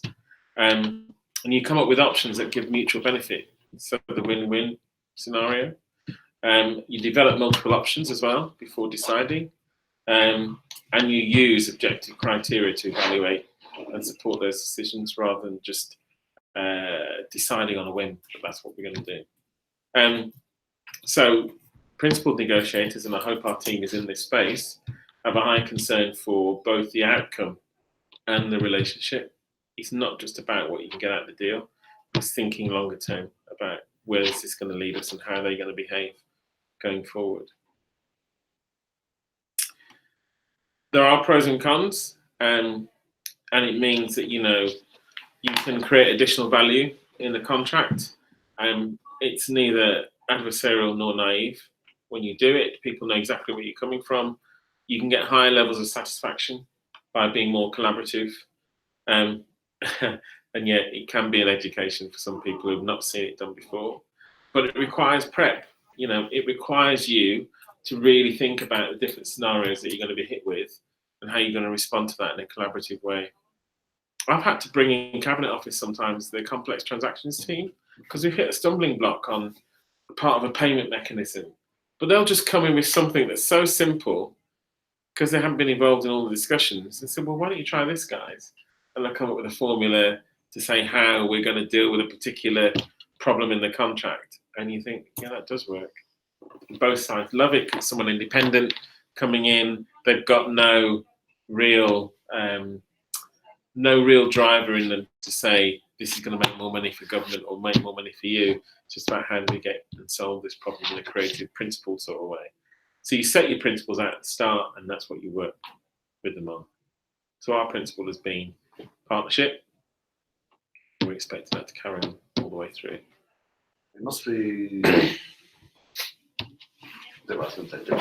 but not impossible to progress in a negotiation.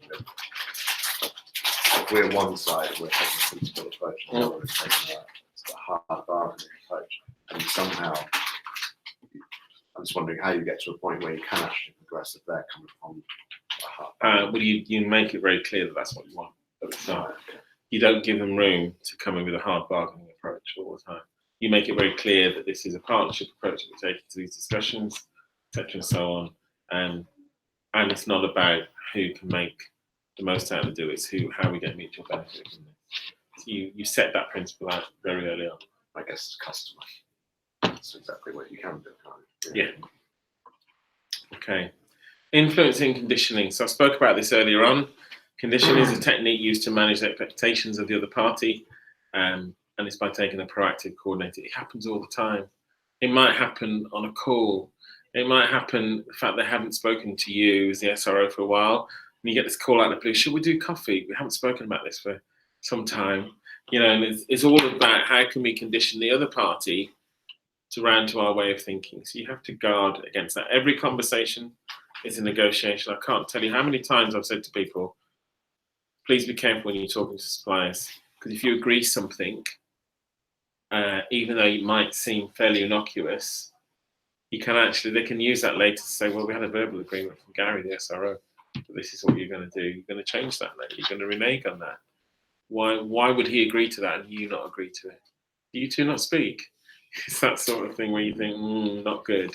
But they'll find any opportunity they can. Some of this happens before you even get into the negotiating room. They'll be contacting you. How many other suppliers came in and goes, hi, Gary, great to see you again. Loads of They them. were all over you, Gary. Like a rash. They ignored us. Yeah. Okay, Gary, start. So they've already determined who they need to try and work with, if they hit a problem, who's going to help them out. It's not me. They think it's me, but it's not. And power is frequently only perceived. So they may think they have the power, but they don't. But this conditioning never ends all the way through the contract. If they know something's coming up that they want to be involved in, they'll be conditioning you to say, we've got a new product, or we've got a new technique that will really help drive performance or deliver efficiencies that you never thought of, etc., and so on. So there is something about watching out for that and watching for them having little side conversations with you, which you just have to keep very honest and not give too much away. So we should set high value expectations for the relationship, and we should definitely shape perceptions about the importance of what this means to us. We should be very clear about what the current industry conditions are, Brexit, so on. We can, but you mustn't lie. You can allude to the attractiveness of other offers and relationships with other suppliers in the market if they were trying to say, well, we're the only show in town. And you can allude to, well, there's future business in this going forward. So that's another conditioning technique where you can say, well, actually, if you do well at this, it could open doors for future business.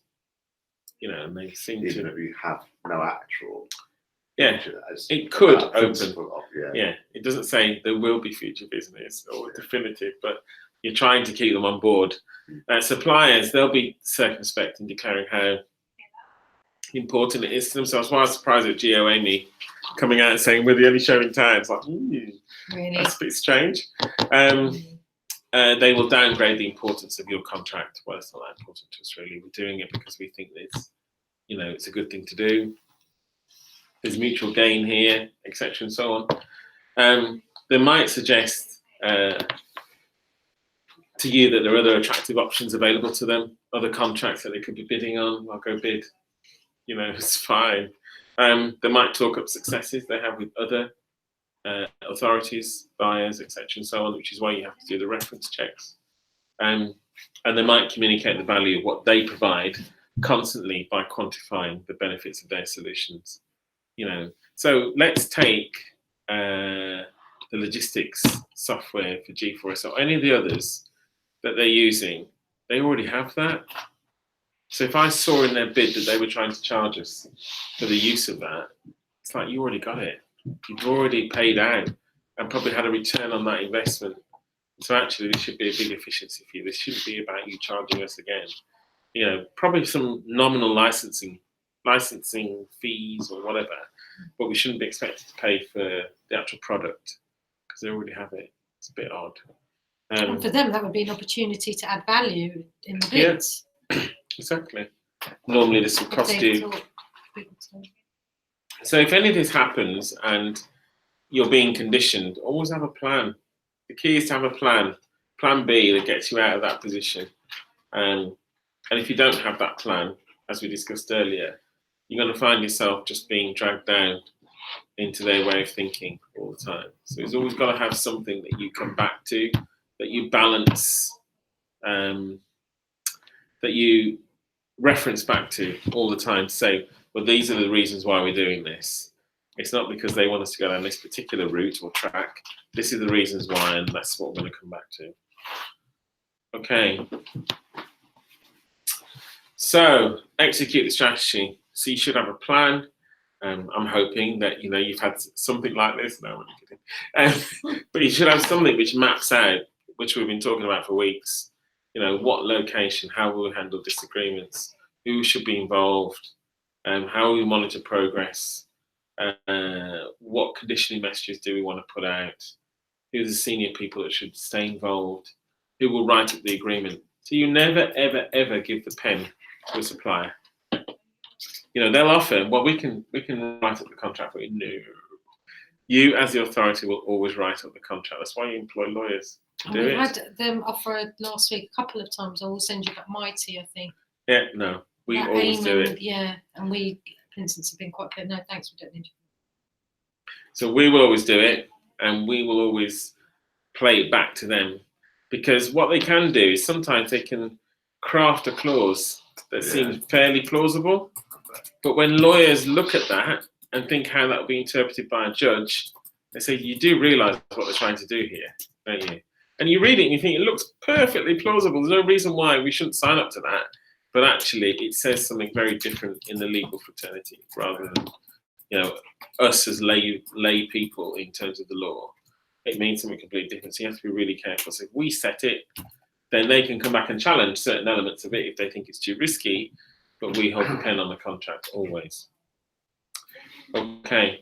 So negotiations happen in 4 phases. Opening, which is what you saw last week, testing, influencing, and closing. Okay. So the opening is like the starting gun. You have to control it. You develop a rapport. You condition and manage expectations. You state your intent. You are able to back up that opening. So what you say, you can back it up with facts or evidence, and you seek to discover their interests and summarize. Okay. Usually that can be done by the program. It can be done by commercials. It can be done by anyone really who has a really keen interest in making sure this lands properly. So it could have just as easily been done by Jim Rawlins or Charlotte to open it up.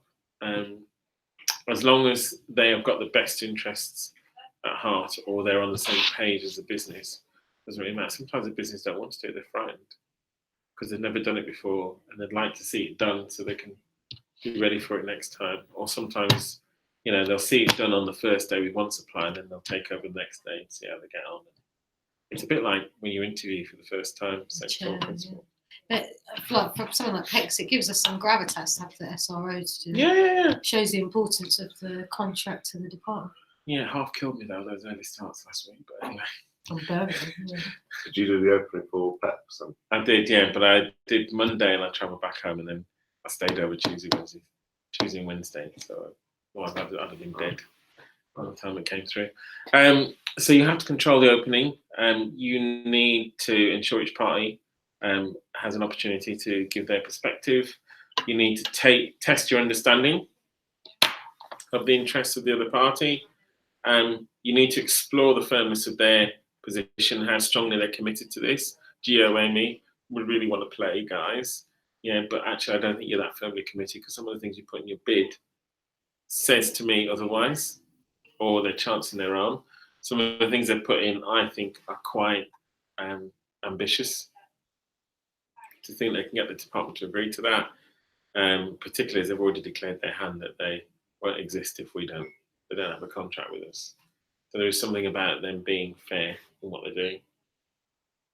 You have to continue to seek to influence the expectations of the other party. You need to discover any weaknesses in their arguments.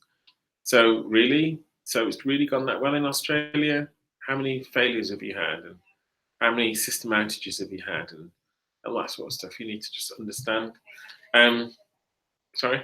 So, for example, I was thinking for PECs, like with Serco, how far can we go with asking them about the lessons they've learned from their previous contract with us, the one we know we exited because they can't deliver it, and that they're now proposing the same solution that failed?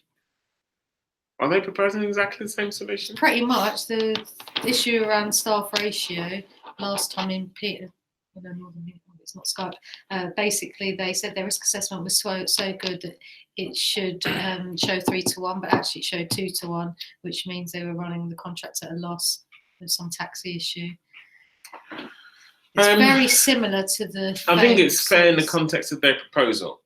So when it comes down to that element of negotiation, it is fair, and you can give them prior warning, to say, based on your previous experience of delivering this type of service and the difficulties that arose, how are you proposing to ensure those difficulties don't surface again? So we can say that directly? I think so, yeah.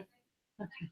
But you've got to remember that because you've got a negotiating team and they've got an ethical wall, and you've got a BAU team, you can only reference to previous experience. You couldn't say your previous experience was so poor. You can say, given your previous experience of doing this, how are you going to ensure that problems that have arisen in the past don't occur in the future? I think you can get away with that. Test it with Charlotte. Because they do talk. The bidder talks about when they previously worked with us and almost badges it in a way as though it was good. And I think, we keep mentioning it, but it didn't end well. You can challenge back. But be careful, because they bite back. Yeah. So this is about not, you can hold them to account. It's not a contract performance discussion.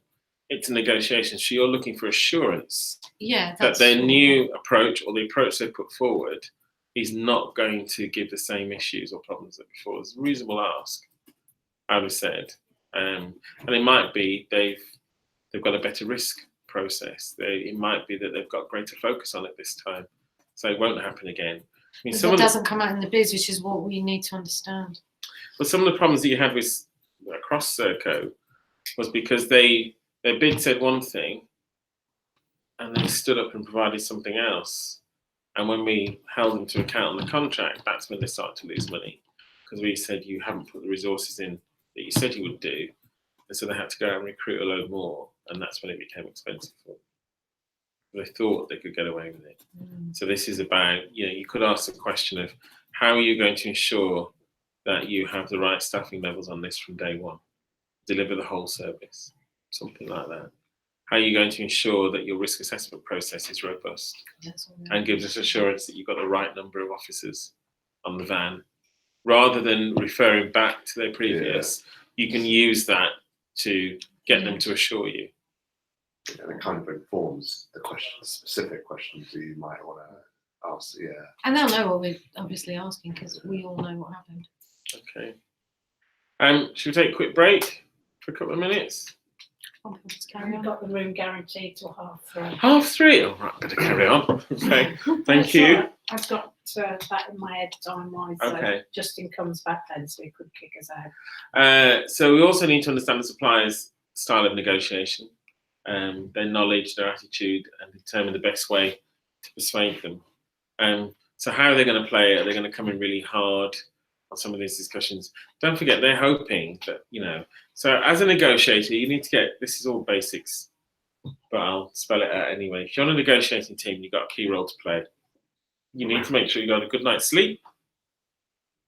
You need to make sure you stay hydrated, because they're banking on the fact that they're going to wear you down, sometimes by protracted discussions, etc. and so on.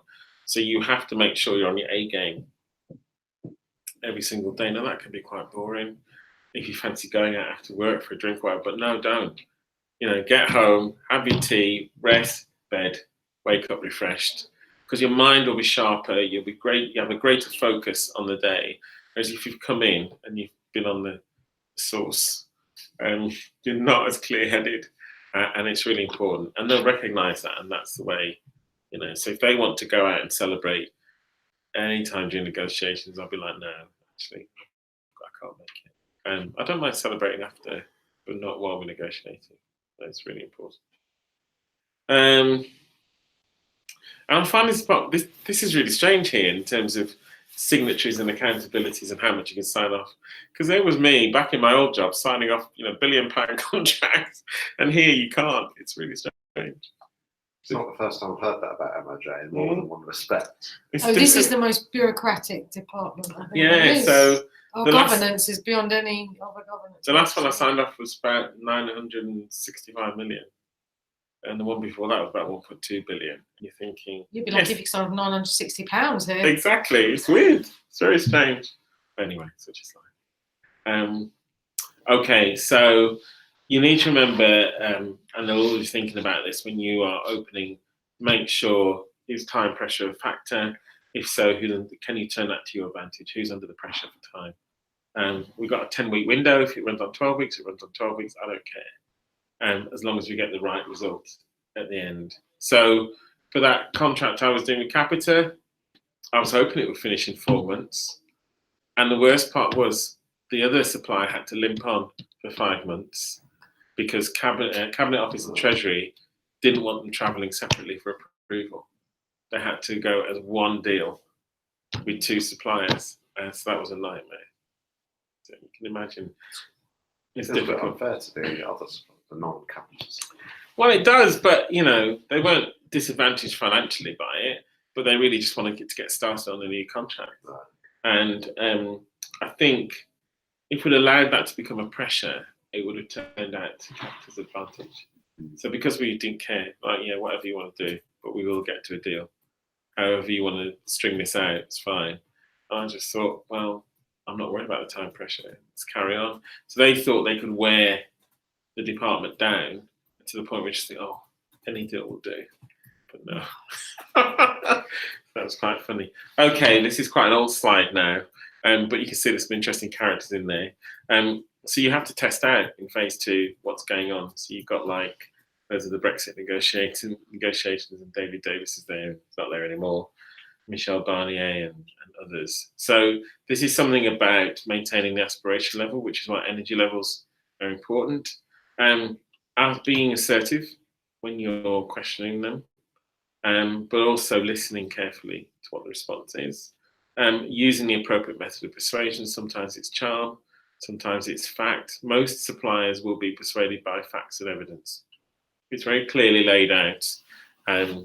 But sometimes it can be a little bit of persuasion and a bit of arm twisting, and they'll come round. But a lot of the time it's about, well, this is what it's really costing us. That's what the numbers tell us. To focus on the key issues and put the least important ones on the back burner. So the ones that matter the most to you, that you've got to deliver, that's where you need to focus in negotiations. Otherwise, you'll start dealing with some really minor issues that can take a really long time to discuss, and actually you've lost all that negotiating time for the big ticket items. So has anyone ever heard of the ZOPA? Sounds a bit alien. The Zone of Potential or Possible Agreement. Okay, so success in negotiations is about understanding the strength of your position. So in this particular model, it's very simple. If you take the blue as MOJ, and we'll take the purple as being PEX suppliers, yeah? So we'll pick one. We'll say G4S. So we know that actually the most we will actually pay before it's unaffordable is £140 per unit, okay? But actually if we can land £100 per unit, that's a big saving to the department. Okay. We also know that the supplier has come back and has said in their bid they want £160 per unit. but we don't know. We have to hazard a guess at how low they will go in terms of price. So in this model, we're saying they won't go lower than 125. But that's still within an acceptable range for us. So we've determined that the zone of possible agreement is from £125 per unit up to 140. You're going to land somewhere in the middle. So if you're negotiating correctly, you'll probably land on 130, 135 and still be within the affordability range. Which is why I prefer to go into, I don't like thresholds. I prefer to go into negotiations with a range that we can afford. And if you've got a range, it then says you can work within that number. Whereas saying they're all above the threshold doesn't help. Because everybody's above the threshold. So you should be thinking about how do we reset that. But that's quite difficult to do when you've got a department that is struggling financially. So you just got to be really careful. So normally when you're setting up negotiation strategy, getting that approved, you would have that range approved. And I like to walk into negotiations knowing I've got the money in my back pocket and I've got the authority to spend it. But in this instance, we'd be saying, as you concede certain things or give value away, as they do the same, you're going to end up somewhere in that zone of potential agreement. You need to explain any more on that? Is that okay? No, that's good. Sorry. Well, the only question I had, which is probably a very long and convoluted answer, so maybe not one to get into, is it feels like it could be a bit of a challenge for us to figure out the reservation. It can be, but you know what? If you know what suppliers have paid in the past, you've got their cost model. Like that, You can hazard a guess at how low they will go. So they won't go any lower than something that will yield them over 10 years. I would say a 3%, 4% profit margin. They won't go lower than that. So if you work on that basis, whatever you were paying out before and whatever their cost model is coming at, and it gives them an 8% margin, you can kind of work out if I took that margin away and only gave them 3%, that's probably as low as they would go. Because they're not going to do it if they're not going to make money. And that's the whole point. Okay, there's influencing is the next phase. So you have to seek a way to create value in the contract and make the pie larger. So what else can be driven from the contract that delivers greater value for both sides, not just for us, but also for them? So are there going to be options later on down the line, new services coming on stream, etc., and so on, that will drive greater value from the contract? So have we increased the size of that pie so they can think there's more actually to go at here than just this contract? There'll be other things coming down the line. You need to come up with options that improve the deal without actually committing to them, to make them understand and feel as though actually this is a contract that has legs, it's sustainable, and will be here for a while. You need to encourage and not block movement, and you need to link the issues with the interests that you have on both sides. So for instance, TUPE, it's an interest to us to make sure we get a good deal, and it's an interest for them, you know, because they don't want to come across as a supplier that's deceptive, difficult, challenging. So you need to try and spell that out to them. You need to use words like, well, if we do this, then we expect this to happen for us. And you concede slowly, very slowly. You know, well, if you could do that and take more of the risk, yeah, let's have a think about that. I think that's going to be a challenge for us. And I really like my guys to run the numbers first before we accept that. Because I think it has ramifications for wider parts of the contract. So let's come back to you on that. It's all right. And they usually go, yeah, right, okay. Because they realise that you've rumbled them, or actually you're not going to roll over that easy. So then it's about creating value. So it's about patience and persistence in doing that and exploring what they really want. What do they really want to make that pie larger for them? Is it about us taking some risk back? Is it about us saying, well, we expect a cheaper price, if that's the case? Is it about actually we're unable to agree how we move this forward, so we'll bring a third party in, like I said, Cabinet Office? But there's a way of creating value that sometimes you can't see. You're so embroiled as both parties in the negotiations. You need someone independent to come in and go, guys, if you look at it this way, there's an even better way to drive greater value from the contract, but you can't always see that when you're in the thick of it. So having Cabinet Office there does add value. It really does. Okay, so I'm not going to say too much on this except to say that bargaining, compromise, giving concessions, as I said, you don't give away anything and not receive anything back. The trick is for you to work out what's low value for you, but is a massive win for them, and try to exchange those things rather than exchanging big ticket items like, okay, we'll take all the volume risk, but you don't get anything back in terms of price. So if you take the volume risk, you're saying if you've recruited too many people and the volumes don't come through, we're still going to pay you to have those people on board, etc. and so on. Similarly, if they take the volume risk, they'll price higher because they'd be saying, well, actually, we may have to bring these people in at short notice. It's going to cost us more, but we'll see how it goes. But normally, in decent contracts, and I'd be expecting this to be the same, you'd have a review after 12 months. And it might be just on one particular element. It might be on all the contract delivery indicators to make sure they are working well and they're doing what they should be doing, or it might be on specifics. That was difficult to negotiate, but the way you've got around that is to say we will review in 12 months. And because we, for PECs, got so many reform programs. Exactly. What's going to happen with video hearings, etc. and so on? How will that impact the service? So the other party will be doing the same. They'll be looking for low value things that aren't really going to hit their P&L. It's not really going to hit their revenue growth, but it's something. So it could be they have a new technique, they have a new product, they have something that they can give us access to that doesn't cost them anything to give us access to it, but actually it's a great benefit to us.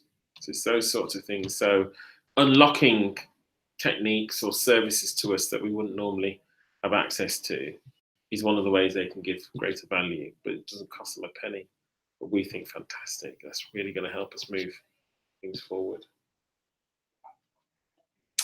And so a lot of the times when I've had consultants in, and they've come in, and I've had this proposal, and it's got senior consultant, managing consultant, junior consultant, it's got all their days in, and then you've got partner, and they've got across a 50-day piece of work, they've got put 25 days in, and I just go, what are you doing? One, where's my 3 days?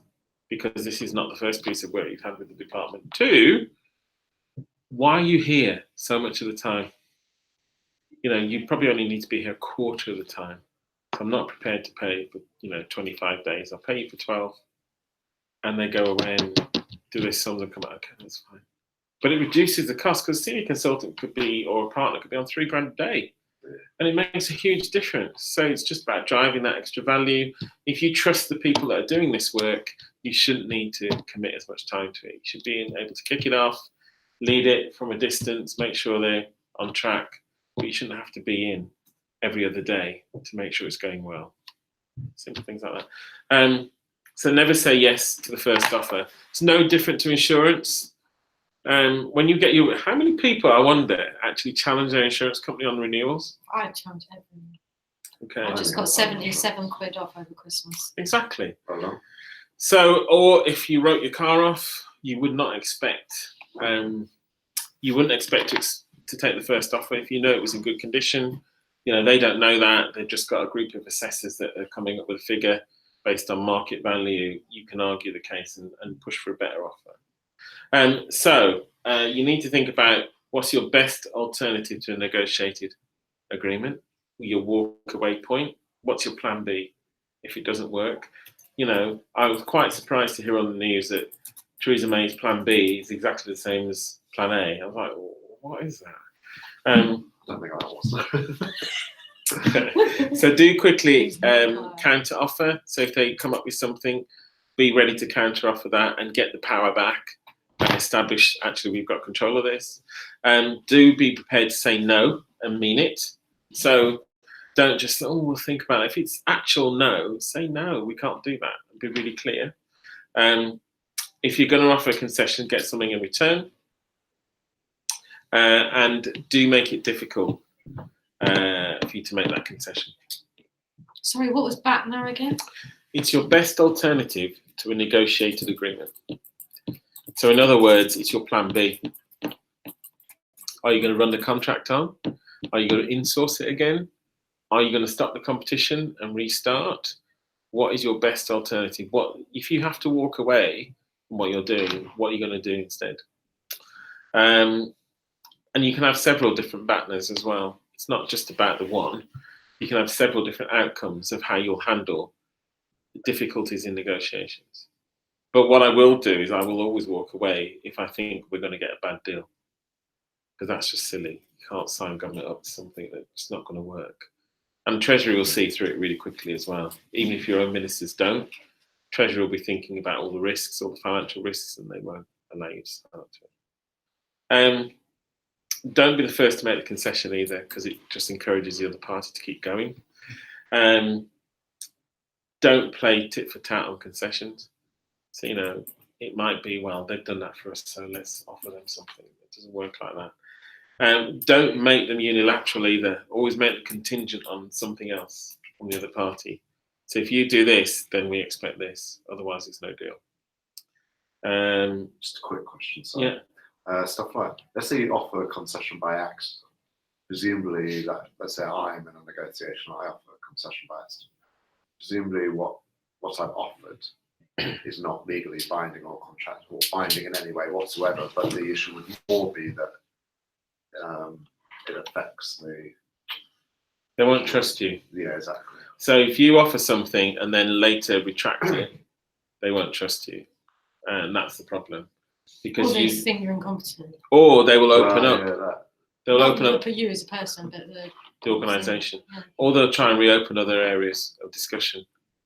Right. So it may be you offering that has allowed them to progress the negotiations on price, etc. So they'll reopen those areas where they'd already thought they'd closed down, and it'll just make it more protracted. Don't do that. Please don't do that. Please don't. Okay, closing out. So everything's conditional until it's approved by senior stakeholders.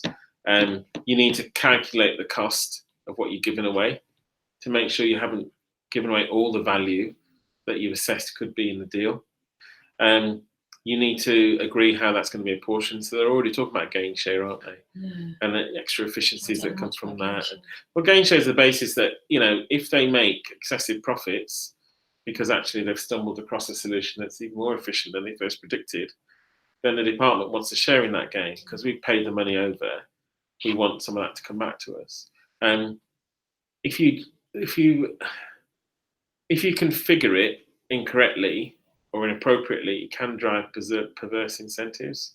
So it can make them cut corners because they think, well, actually, if I'm going to get access to that pot, because I've delivered this and this, I'll do whatever it takes to do that. Whereas actually what you want is a real balance. So you could say, actually, it's 50-50 or it's 70-30 or 60-40 in favour of the authority rather than, because then it's not going to drive them then to think about inventive ways to secure that pot of money. But they, particularly G4S, I think, I remember from the first session, was saying, well, we hold all the risks, so we need to get the larger portion of the profit. So one of the things that we, on one of the FM contracts that we had, was they would have what they called a CapEx pot. So where they would go along and they would do capital works to the buildings to repair the fabric, and so on. There's a pot of money established every year. Our people go out, do inspections to make sure that things are aligning. But of course, if they didn't do those works, or it wasn't actually needed, or they didn't want to do it, they actually got the pot back. So it was kind of like, this is ridiculous. They're never going to be incentivized to improve the fabric of the building if they think it's good enough, because they get all that money back into their coffers for doing nothing. So the incentive wasn't there for them to spend the money. The incentive was then not to spend the money. It's things like that. When you're doing really long contracts, 20-year deals, you don't predict. It's a bit of a classic. Okay, you need to summarise the deal, explicitly address each party's satisfaction with the deal to make sure everybody's happy with the outcome. But there are always ways that you can make it even better. So you shouldn't just rest on your laurels thinking that's the end. You might have a bit of an idea about how you can make it even better, even after you've closed out the deal or the shape of the deal. You can always add to it. Be wary of power plays, the good guy, bad guy sort of routine that I told you about earlier, or overvaluing a feature of the deal, because we don't know. It could be uncertain future volumes, for instance. They might be saying, well, there's uncertainty here, so we have to put a lot of risk in. You can get rid of that by saying, well, we'll have a review. We'll true up at the end of the first year to see where it really is. And that kind of takes the sort of energy out of it for them. They might have preconditions to negotiate. We're not even going to get to the table unless these conditions are met. Unions tend to do that a lot. But suppliers can do it as well. You'd be surprised. Well, actually, it's not worth us getting to the table unless you're going to take on the risk that we've outlined. They've done it. They've done it now. In their return on the terms and conditions, they said, unless you can do this and this and this, we can't go any further. But grow up. Of course you can. There's more power plays. They might come with high initial demand. They make threats. They set deadlines that are unachievable, etc. and so on. You just have to bat them all back and say no. So the way you respond to that is that remember that power is always relative. The other party's power may just be, it may be real or just apparent. It might not be. They might just be putting a front up or a facade. And actually, as you start to pull that facade away, it's like they've got no power at all. They haven't really got the backing of their MD or their chief exec. They're just saying that. And actually, when you start to go underneath all that, actually, that's not really where you are. You can harass them to a point and challenge their validity on their assumptions. You don't have to accept everything they say. So also, they will try and procrastinate. Employ delaying tactics because they think time is a factor for you. But you always have to be asking yourself, how can I enhance the power of this situation? So I expect Scott to roll me out like some mannequin every time. Well, if you can't get an agreement, we'll have to get Gary in. I can expect him saying something like that because we've reached an impasse here and I'll have to brief Gary and he'll be here tomorrow. Or, you can see that happening. That used to happen on some of the negotiations we did. Well, if we can't agree, so we'll have to get the SRO in, because they'll have to give a view. And usually they respond fairly well. Got 3 minutes. See, Alison's watching the time. I've got another meeting, so you can carry on. I've got to leave.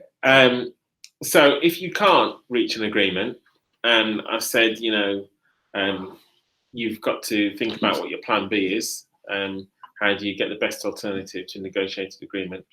There are ways you can do it. And you had your reservation value in that zone of potential agreement. So your reservation value was 140. You're not going to pay more than £140 per unit. That's your walkaway point because you've got no more money to play with.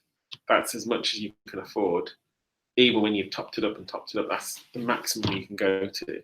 So that's when you would walk away. So you have to make sure that you've thought all of that through and you know where it all sits. Okay? I'm trying to rush now. When you've done all that, you have to deliver on your promises. It's not a good way to start a good supplier client relationship whereby you've reneged on another things you said you were going to do. And similarly for them. So you need to design the agreement so it's self-enforcing. Have you heard of that before? So self-enforcing agreements quite common now, but they are made on the basis that if they don't deliver this, this is what will happen. So it's like the performance regime. If you don't deliver X, then this is how we will respond to that. So it could be that they have decided that the way that they've run the model, their business model, has meant they have delivered, 5% less in quality than they said they would do for that month, or they haven't achieved the volumes. You can have a ratcheting mechanism on service credit. So the first month you say you need to correct it, but we're going to apply this service credit. The second month, the service credit's bigger because they haven't rectified it. Third month is bigger still. So every time you're creating more pain for them, so they'll actually sit up and listen and sort themselves out. And what I used to do with capital was, but there's a way you can earn it back. So we used to have an earn back mechanism. So we'll apply this, we'll ratchet it up. But if you start to deliver above what's expected, you can start to earn a proportion of that back. So there's ways that you can do it that incentivizes them rather than penalizes them to do what they should be doing. You can work to improve the deal right up to the last minute. As I said, we hold the pen on the contract. We never let them document.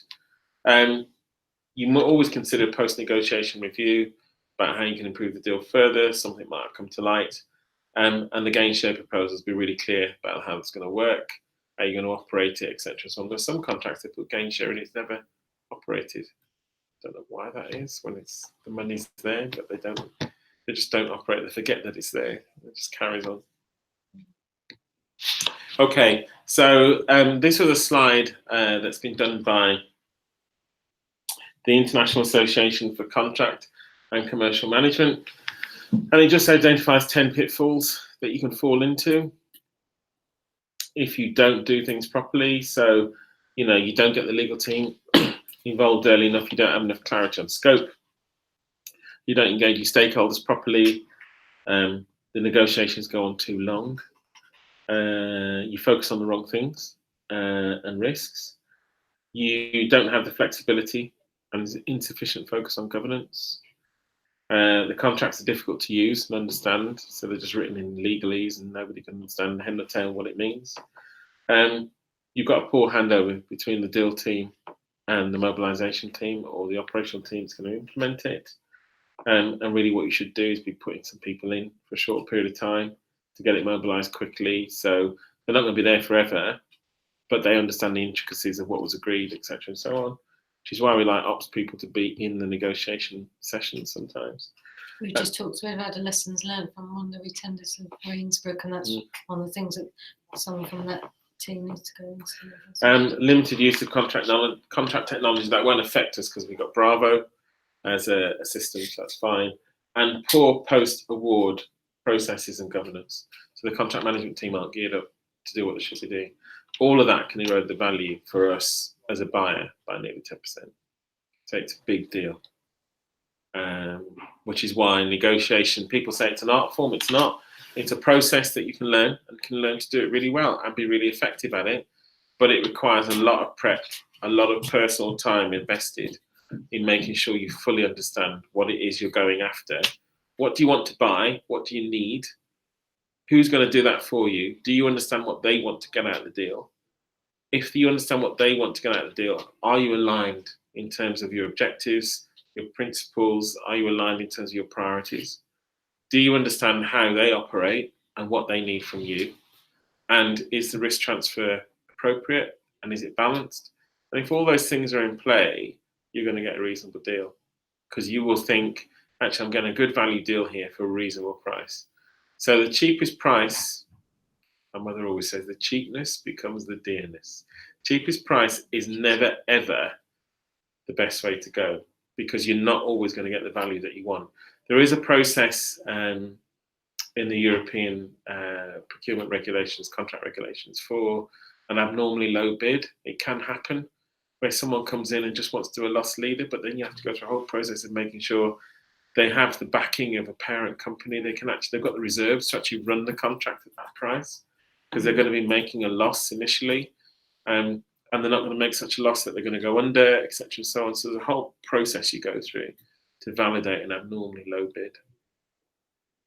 Presumably, even if they did submit a really low bid as a loss leader, that wouldn't necessarily preclude them from winning the contract. It just means a potential world of pain for those assessing the bids and the process thereafter. No, and I think one of those came out, I think it was on one of the IT contracts, had an abnormally low bid and had to go through the process. And I just said, just make sure you've done all the checks. Because if it turns out that, we've had procurement failure because we hadn't done the proper checks on this particular organisation, that's going to be more embarrassing and more costly for us. But yeah, and you have to provide assurances to Cabinet Office and so on that you've done the right things. So there is a process for it, but particularly if they're offering the same quality, but the price is like 30-40% lower, you have to ask the question, how are you going to do it for that? Because market forces are determining the price should sit here. So why are you coming in at this price? And they might say it's our first foray into government. We're prepared to invest to build up our credibility. We're You know, they can show you, they can show their annual accounts, they can show what reserves they have, etc., and so on, and how much they're going to invest, and we know what the differential is, but we're prepared because we want to be in partnership with you to do this. We know that's only going to last for the first couple of years, and then we're back on an even keel. So that sort of stuff. Okay, any last questions? No, I think we've asked those. All right. Okay, well, thank you. Thank you. Thank you for those Really that helpful. joined. I'm sorry it was a bit of a whistle-stop tour and we had a late start. But if you do have any further questions, then please do email them through and I will try and answer them for you. Thank you very much. Bye now.